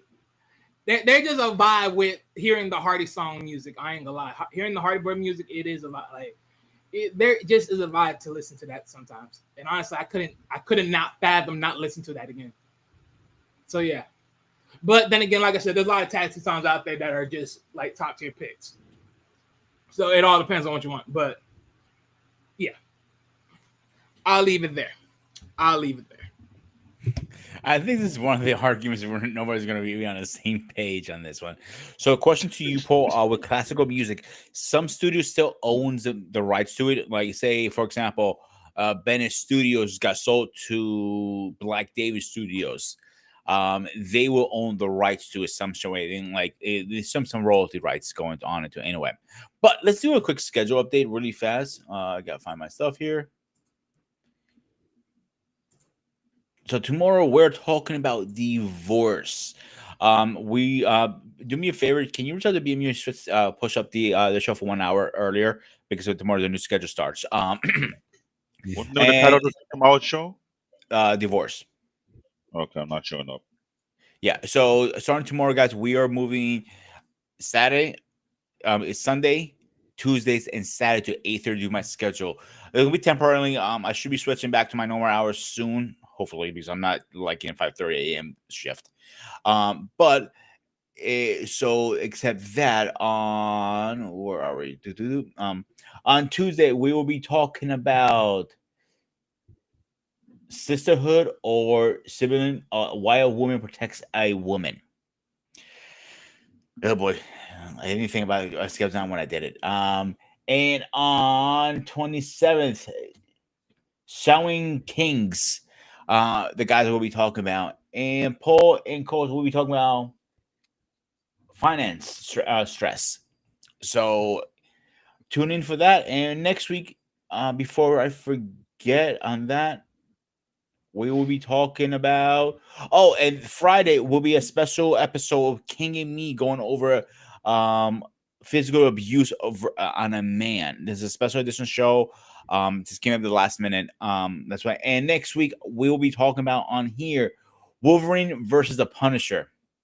Oh, that's gonna be an argument and a half. I already see that. No, it's David, not. last words. You don't think so? It really ain't. You don't think so? By what Wolfman degree? versus the Punisher. Oh yeah, bullets is Bullet. gonna hurt this man. Oh, I thought everybody's gonna be going to saying This is a lopsided fight. Unless you're talking Yeah, about Wolverine without I can't- adamantium. This is I can't. Actually, literally, I'm again. and even without adamantium, it's still a lopsided fight. Wow. All right, hold the heat for next week. Yeah. All right. Except that, David, last words. Last word. Punisher, I feel sorry for you. That's all I gotta say. Paul, Good here. Wally. You know, I only got one thing to say. You know, for a channel that supports, you know what, y'all really throwing Punisher under the bus. I am a Marvel fan. What can I say? That's all I'm gonna say. All right, guys. Except that this was the Spartan HQ Network. I am the Spartan.